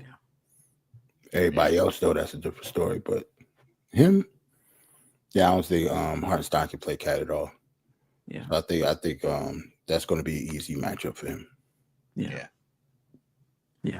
Well, the first story is, who do we have in the lineup? Like, if Brunson and That's Mitch true. are out, then I think that changes the calculus quite a bit. So I'm not Brunson and Deuce. I said Mitch, sorry, but to me that makes a big difference. But let's just say that Deuce isn't going to play and that Brunson is. I think how do we get Brunson going and get him open against the length of the Thunder, because I think that's one of the advantages that they do have is they're long at every position. Yeah. And so can we use our 5-out spacing and pulling iHeart out of the paint? Can he get by his guy and get in there and create stuff? Or are we going to need to rely on Josh Hart to be able to do that? And is Hart at 6'4" going to be able to get by his guy and do the things that he did against Utah, where he was, at times phenomenal and at times, hair pulling. But, so I think that's interesting. And I also want to see, McCall has been like on a bender on his mid-range lately, like just like, I mean, tough finishes, like shots that I'm just like, how did he even make that? Like, his mid-range game is just so phenomenal. So I'm kind of interested to see, if we can give him, a major role scoring the ball against them, because I think he may be one of our few matchup advantages in that game. Make SGA defend. For me, is our starts always slow. Really, really getting tired of that. Like, start off fast. Cat getting in foul trouble is huge for me because SGA does get into the lane a lot. So those are the two keys for me. Don't start off slow. Because if OKC has a lead on you at the half, you might not get it back. They're not like some of these other teams that we've been playing. And Cat staying on the floor, getting all his minutes instead of having to only play like 26 because he's in foul trouble. Like, we won't win this game without Cat. So I just don't want him to get in foul trouble. That's with or without Brunson. Can't win the game without Cat. I haven't looked at them. I think the last time I looked at them was maybe statistically, over a week ago. Might even have been longer than that. And at that time, they were a really good defensive team. They were a really good team in terms of opponent field goal percentage, opponent 3-point percentage. Not a very good rebounding team, but defensively really good. So it's going to be interesting to see what they take away from the Knicks. Now, I will say this: the Knicks have to do a better job at figuring out what the defense is giving them, because they can't take everything away from the Knicks. I don't care what the defense is; you can't take everything away. Right. You're going to crowd the paint. You're going to take away, the paint. You're going to take away the 3-point shooting. You can't take everything away, and the Knicks just have to be better at recognizing what they're giving up and what they're taking away, not just from the scouting report, but on every single possession. Like, what's available this possession? And sometimes you just have to go get it, and so hopefully Brunson is playing, because he, Bridges can go get it. Sometimes you just need that guy when everything bogs down to just go get you, go to a basket. This is going to be a test for our improving defense, at least as far as the defensive efficiency is concerned, because those guys can score. They also actually, I don't know if they're a pretty ISO heavy team, if I'm not mistaken. Like, SGA is a pretty ISO heavy team. I'm not saying they don't pass the ball, but they're not, they'll pass the ball, but he has the ball in his hand a lot. Geoff, you were going to say something? SGA ISO is just fine as far as getting buckets. I mean, that dude, Yeah, no doubt about it. that dude is something else. And then, if he gets you in rotation or you double or you do any of that stuff, he's going to kill you with those passes. I mean, he's really good. So I said on two Knicks chicks the earlier tonight, I was like, I would rather him go for 50 and shut everybody else down than, be scrambling around like chickens with our heads cut off, trying to, catch to the next pass and then just shooting wide open threes all night long. Everywhere on the court. That's really my concern is like, if we can limit everybody else and sometimes a star like SGA is going to beat you anyway. But, I've seen a lot of games where the star has 57 and the team still loses, Right. They're a very good team. I watched OKC tonight. Like their game was going on while we were talking. They beat the Clippers pretty bad. We're not the Clippers, obviously, but yeah, they're still missing Chet. They're missing Alex Caruso. He's not playing either. Right. They're still a good basketball team. It's going to be tough. Yeah. And you got to mix it up. You got to put different players on SGA. It can't just be Bridges all night. Yep. You're gonna have to. You're gonna have to mix that up. I can see this being a shootout though. Like both these teams in the 120s. I could see this. Both of them. No Caruso and no Chet. Like that's defense that's not there. So I mean, I know the other guys on there, can defend, but Chet's been out for a long time, and they're a good defensive team. All right, true. Chet missed. He played 4 games, 7 games, something like that. He's been out for a long time. Mm-hmm. It's on my fantasy team stuff. He's on my fantasy team too. And he came out the gate smoking, killing. He's in that Anthony Davis ambulance league is where he at. No, Geoff, don't say that. Right. I like Chet too. He's gonna be a good player, but he gotta watch those injuries. And he got bulk up. Of course. Yeah. Let's get to a few super chats. Shout out to Corey Lee. Josh Hart is the most improved player. They probably won't give him that though, but he's a Knick and salute Corey Lee. He's a Knick. They don't get a Knicks those kinds of awards. Nah, not really. It got to be something blatant. IR couldn't handle Embiid. Now he has to check Cat. Yeah. Different sorts of players. Right. Not many people can play either. Right. Facts. That's true. Not being racist, but Utah would love to get Kolek in Utah. I'm not giving up Kolek. It ain't racist. They might give up 5 first-round picks for Kolek though. Come on now. It ain't. They like their players like that. It ain't. Try to get Colin Sexton in a package. Kolek sells tickets. Otherwise, take John Collins. I'd rather have John Collins than Sexton. Yeah. I think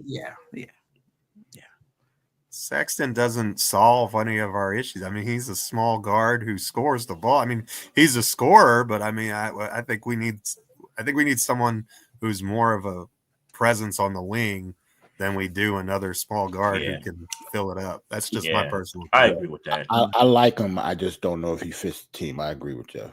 Yeah, but I like Sexton though. I like John Collins too. As long as he's not getting yammed on, I like John Collins. Yeah, but John Collins is also not a he could score or whatever, but he's still somebody that needs somebody to create for him. Oh yeah, that doesn't solve that problem. I'd rather have John Collins for the other problems that we have, like defense, rim protection and stuff like that. And he can shoot it a little bit, from 3.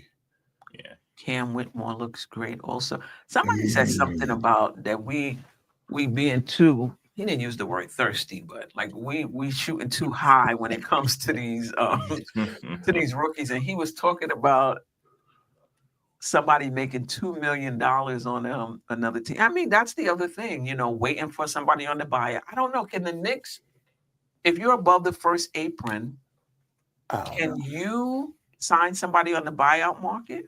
I don't even know, Steph. And how much you signing them for? The Knicks got like $500,000, like $500,000 under the second. And I would love Cam Whitmore, but I don't see why the Rockets will ever get rid of Cam Whitmore coming off the bench. Like, it's just his second season, right? Yeah. I would love him though. But that's a lot. Almighty finesse. Deuce, Mitch, first and third, and 3 seconds for Sexton. He's trying to be funny. No, he's not trying to be funny, but that's his man's though. Like, he likes Colin Sexton. Yeah. He's been trying to get Colin Sexton on this team for a minute. Like, I screwed the Almighty finesse. Like, he been asking for Colin Sexton for a minute. Sexton is like getting another Deuce. Kolick is a young John. Deuce is a different type of player than Sexton. Sexton is more of a scorer. Yeah. Than Deuce is. He can create a shot a bit more. Kolick, a young John Stock. I like Kolick. You gotta sell it, Steph. You gotta sell it. Danny Ainge, get him on the phone. If we get Danny Ainge on the phone, and I like Clarkson too. I know some people say he's a chucker, but I like Clarkson. He's not that tall though. He's what, 6'5"? See, to me, I watched him play a few times this year. Like, Jordan Clarkson isn't the same to me for some reason. Like, he lost something. Like, he's getting a little older. His first step isn't as quick anymore. He's not as athletic, but he could still score the basketball. Don't get me wrong, but looks a little different. He seemed like he played more old man basketball. Like, he tried to be savvy now. Like, he's not running around and jumping over people. And if it was Clarkson and Kessler, would it change your mind? Hold on now.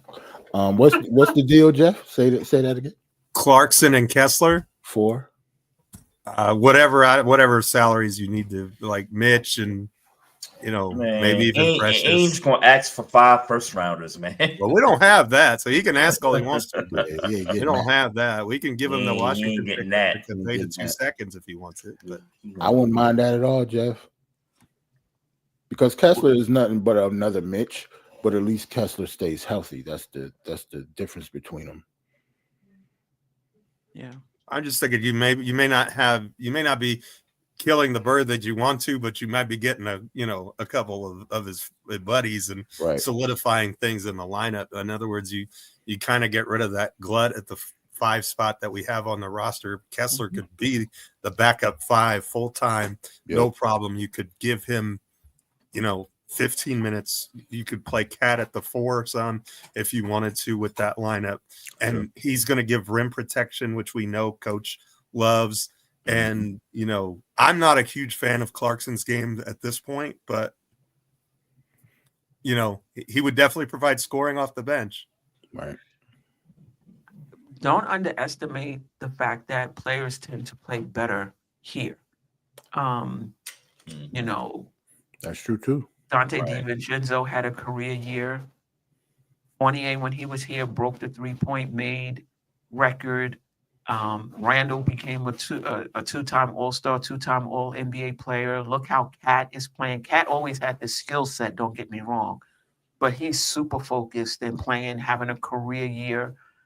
Players get better. Steph, under Tom Thibodeau. I didn't mean to cut you off. You could have said anybody except for Bridges. But I think it's yet to.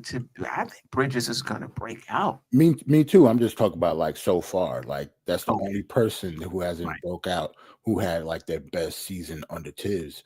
Yeah. But like you said, I completely agree with you. Everybody plays better under Tibbs. Yeah. Who'd have thought it? Who would have? Yeah. And maybe that's just role definition. I don't know. I don't know what it is. And Mitch as well. And maybe this would have happened with Mitch. Maybe this was just a matter of just him growing, whether Tom Thibodeau was here or not. But you can see the growth in Mitchell Robinson as well under Tom Thibodeau. So I say all of that to say Clarkson might be okay under Thibodeau. We'll see.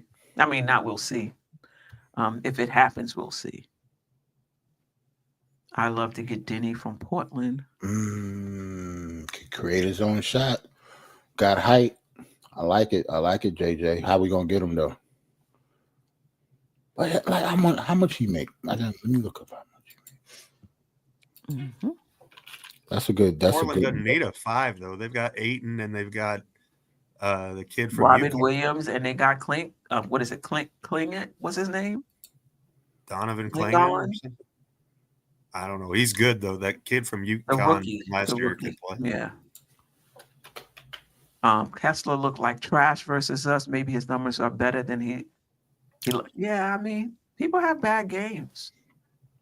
You know, players have bad games. He's not making that much more than Mitch right now, so that'll work. Danny Avdija, Yeah, for Portland, 4 years, $55 million, annual average of 13.75. Yeah. Makes about, I think, 15.6 this year, though. So we would have to include 2 players in that deal to get them up above, because we can't take back more than we send out. Right. It'll be Mitch and Deuce. yeah. Ally wise, if Knox and Frank would have stayed, they would have been the ones who didn't get better under Tibbs. You're right. That is true. If you ain't progressing, you're right. That is true. You got to go. Maybe that's why Tibbs sat him down. He was like, I can't work with this. Yeah. Anything we didn't discuss that you want to discuss before we get to last word? No, I don't think so, man. It's gonna be a tough game tomorrow.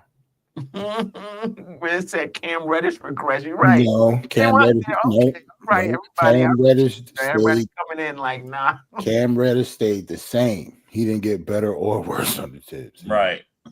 He stayed. Was that on Cam Reddish or was that on Coach Tibbs? Definitely Tibbs. Everybody's gonna blame Tibbs. It's definitely on Tibbs, Jeff. But that's fair, though. That's fair. We talking about the players who have improved, but not those who came through and didn't. That's fair. Evan Fournier, I forgot about Evan Fournier. He looked like, well, no, because Evan Fournier did break the record, but that wasn't his best season as a pro, though. Yeah, that's true. I'm not counting Kimber. Sadiq Bey is still injured, though, right? I'm not sure. Could he get? Where's he at? He's in Atlanta, right? Nah, he traded him to. Oh, Where's Sadiq Bey? I like what I said. He didn't get better under LeBron. Under the. I'm about to say, you can blame LeBron too. Oh God. How concerned are you with Cat and his foul troubles? I mean, you can argue that that's a reason why maybe a backup big is just as important as a wing because of the foul trouble. Sadiq Bey is in Washington. He's just not playing, like you said. He's hurt, so yeah. I am concerned, and the flip side of that is that now he's less likely to play defense. Like once he gets like 2, forget it. Yeah. All right. Salute Mega. Mega, salute. Mega, real quick. Eru was looking for you on the on his podcast last night. I don't know what for, but he was looking for you. I don't know if he got to give you something or wanted to say something to you, but he was looking for you. So hit Eru up whenever you get a chance. But salute them. Yeah. What do y'all think about a cheap backup like Jackson Hayes? Like, I don't know if Tibbs would play him. Why wouldn't he play him? Because of his style of play? I mean, over who though? Like he another like, Mitch and Jericho Sims. He's not going to provide any type of offense. If you get rid of Precious, maybe, but I do like Jackson. Say athletic, tall, and block shots. But yeah, the issue is you need scoring. Right. That's the issue. Yeah. on the said Reggie Bullock. Where Reggie Bullock at now? That's a good point. I thought he was in Dallas. I thought he's still in Dallas. Is he still there? I thought he was in Dallas. I'm up here looking at players like they all retired. I don't know where he at. They might have released him. Is he on a roster? I think he's on European vacation. European vacation. Oh, he's on the Rockets? Wow. He is? See? I think he's on the Rockets. Yeah, he's on the Rockets. Averaging 2.2 points a game. We'll take it. We'll take it. Queen of Soul. Yeah, because Tibbs will play him. So Keldon Johnson. I do. Now like he's that. not having his greatest season either. They kind of moved away from him with the Wemby. Yep. When Wemby got there, but yeah, Keldon Johnson would he fits. I don't know how much money he makes though. Yeah, he's young though. Yeah, he's not that. He only 25, so that's all. That's it. Mm-hmm. Yeah, he young. Got a nice all around game. I could see Tibbs using him. You'll get frustrated with him pretty quick. I watch a lot of Spurs games. Right. I Right. think he'll shape up though. Yeah, coming off the bench though, Geoff. I wouldn't. Yeah. Yeah, I get it though. Ally-wise, we don't need scoring, in my opinion. If our bench has rim protection and rebounding, we'll get fast break points and the bench will play faster. Okay, they might play faster, but will they play better? Yeah, like if Shamit plays more, I see what he's saying though. Like if we don't get that shot creator we was talking about on the wing, and Mitch does come back. I'm just talking about like the players that's on the roster now. If Mitch does come back, that does solidify a lot of stuff in the middle, and maybe Shamit up Shamit's minutes up a little bit. He's he can score and he can shoot. Maybe we'll be all right. So I understand that point. Not like we don't need scoring as a necessity. It's just something that we would rather have. If that makes sense. Yeah. One or the other. One or the other. Tibbs is going to have to play those guys. I mean, how much is Shamit and Campaign? They like less than 10 minutes a game. Now, Right. Shamit just got here. But even Payne is what, 10 minutes? I would think Shamit's minutes will have to go up.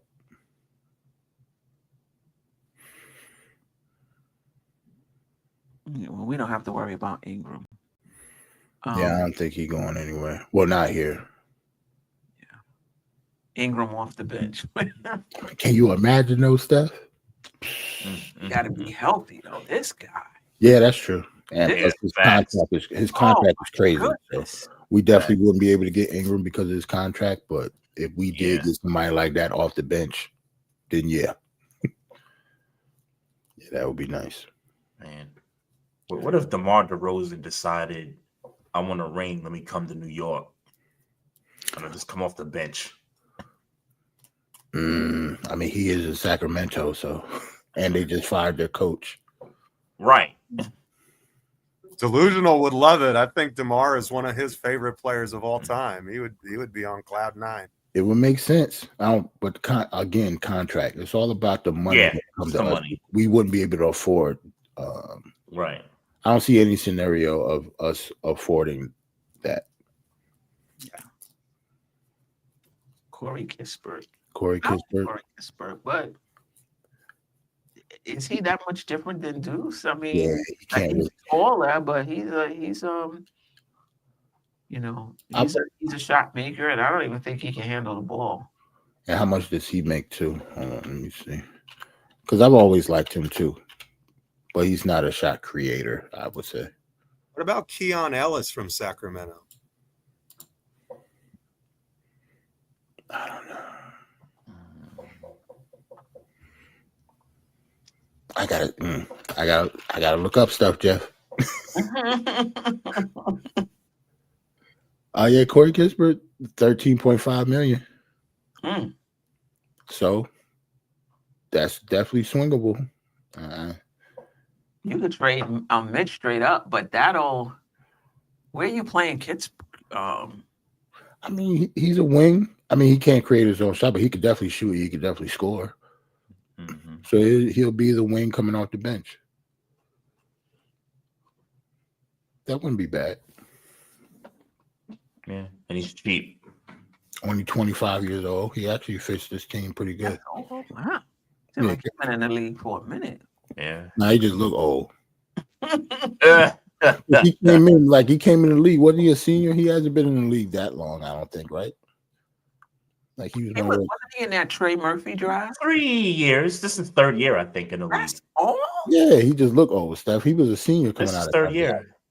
Oh, No. wow. Gonzaga keep them for a few years.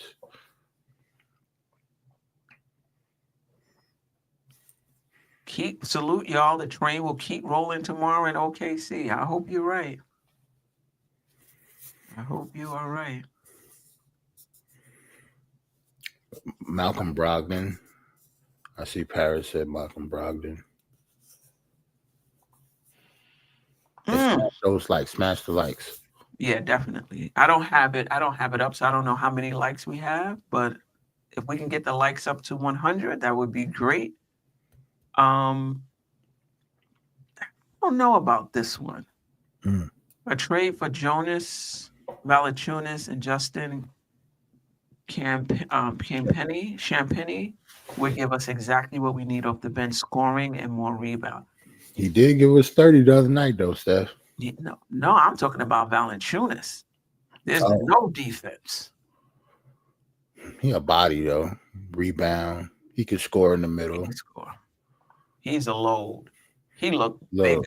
So you got to think about he's replacing Mitch. He will be replacing Mitch, and Mitch isn't playing, so it'll be a plus, whether he can play defense or not.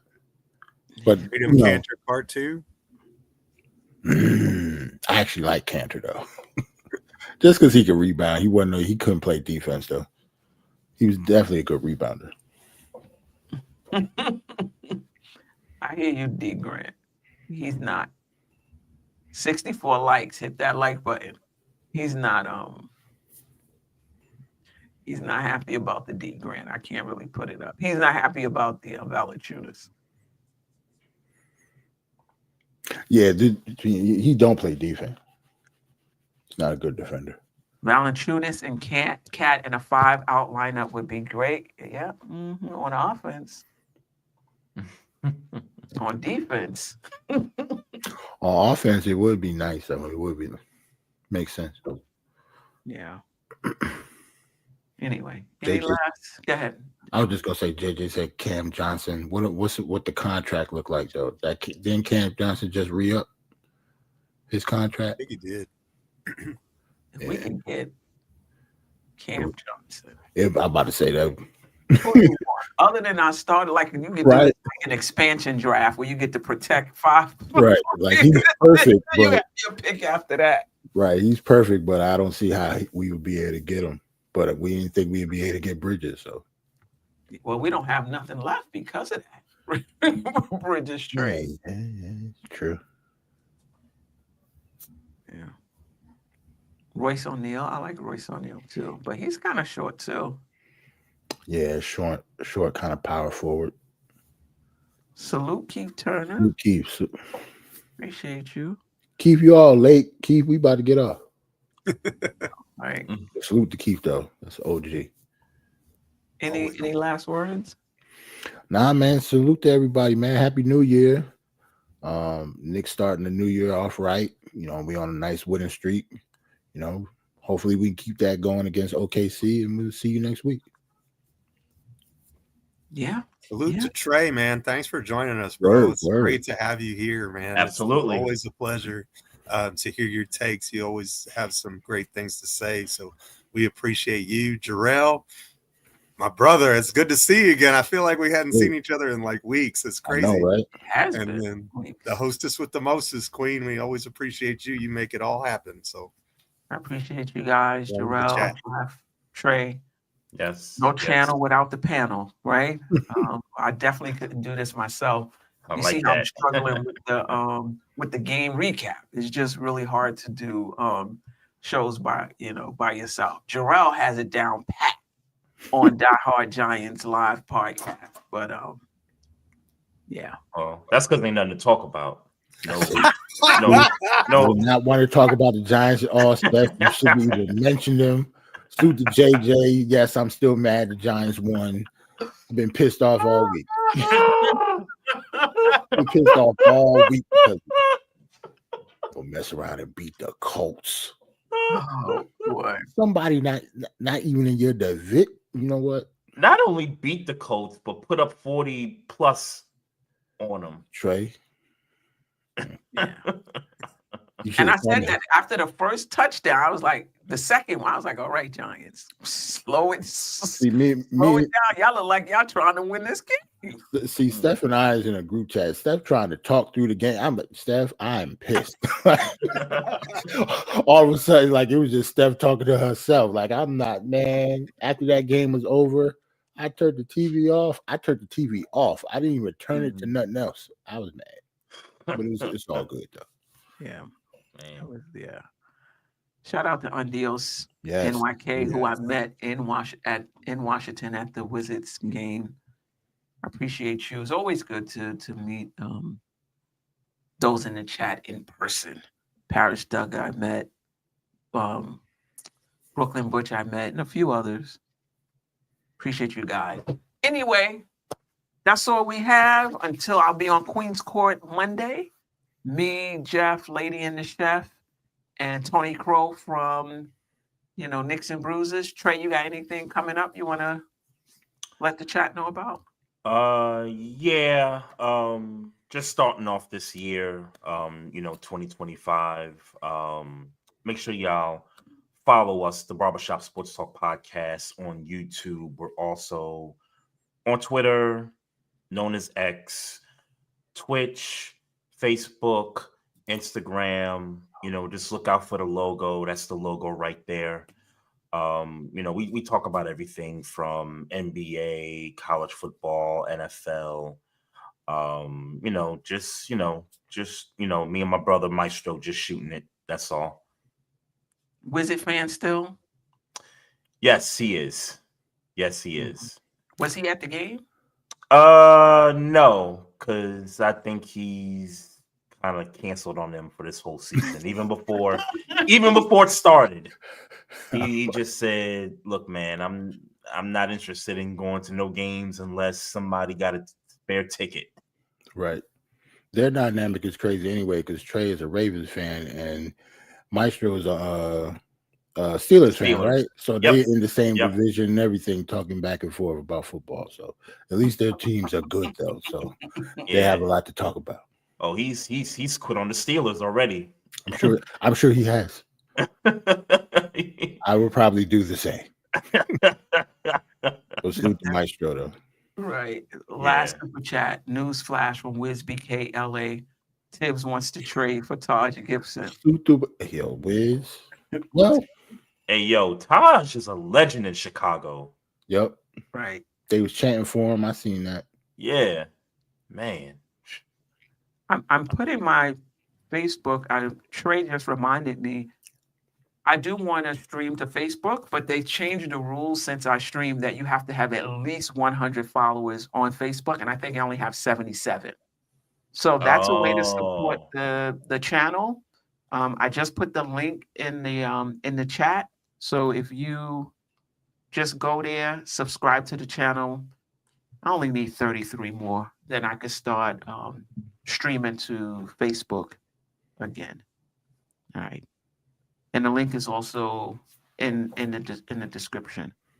All right. Until next time, family. Peace.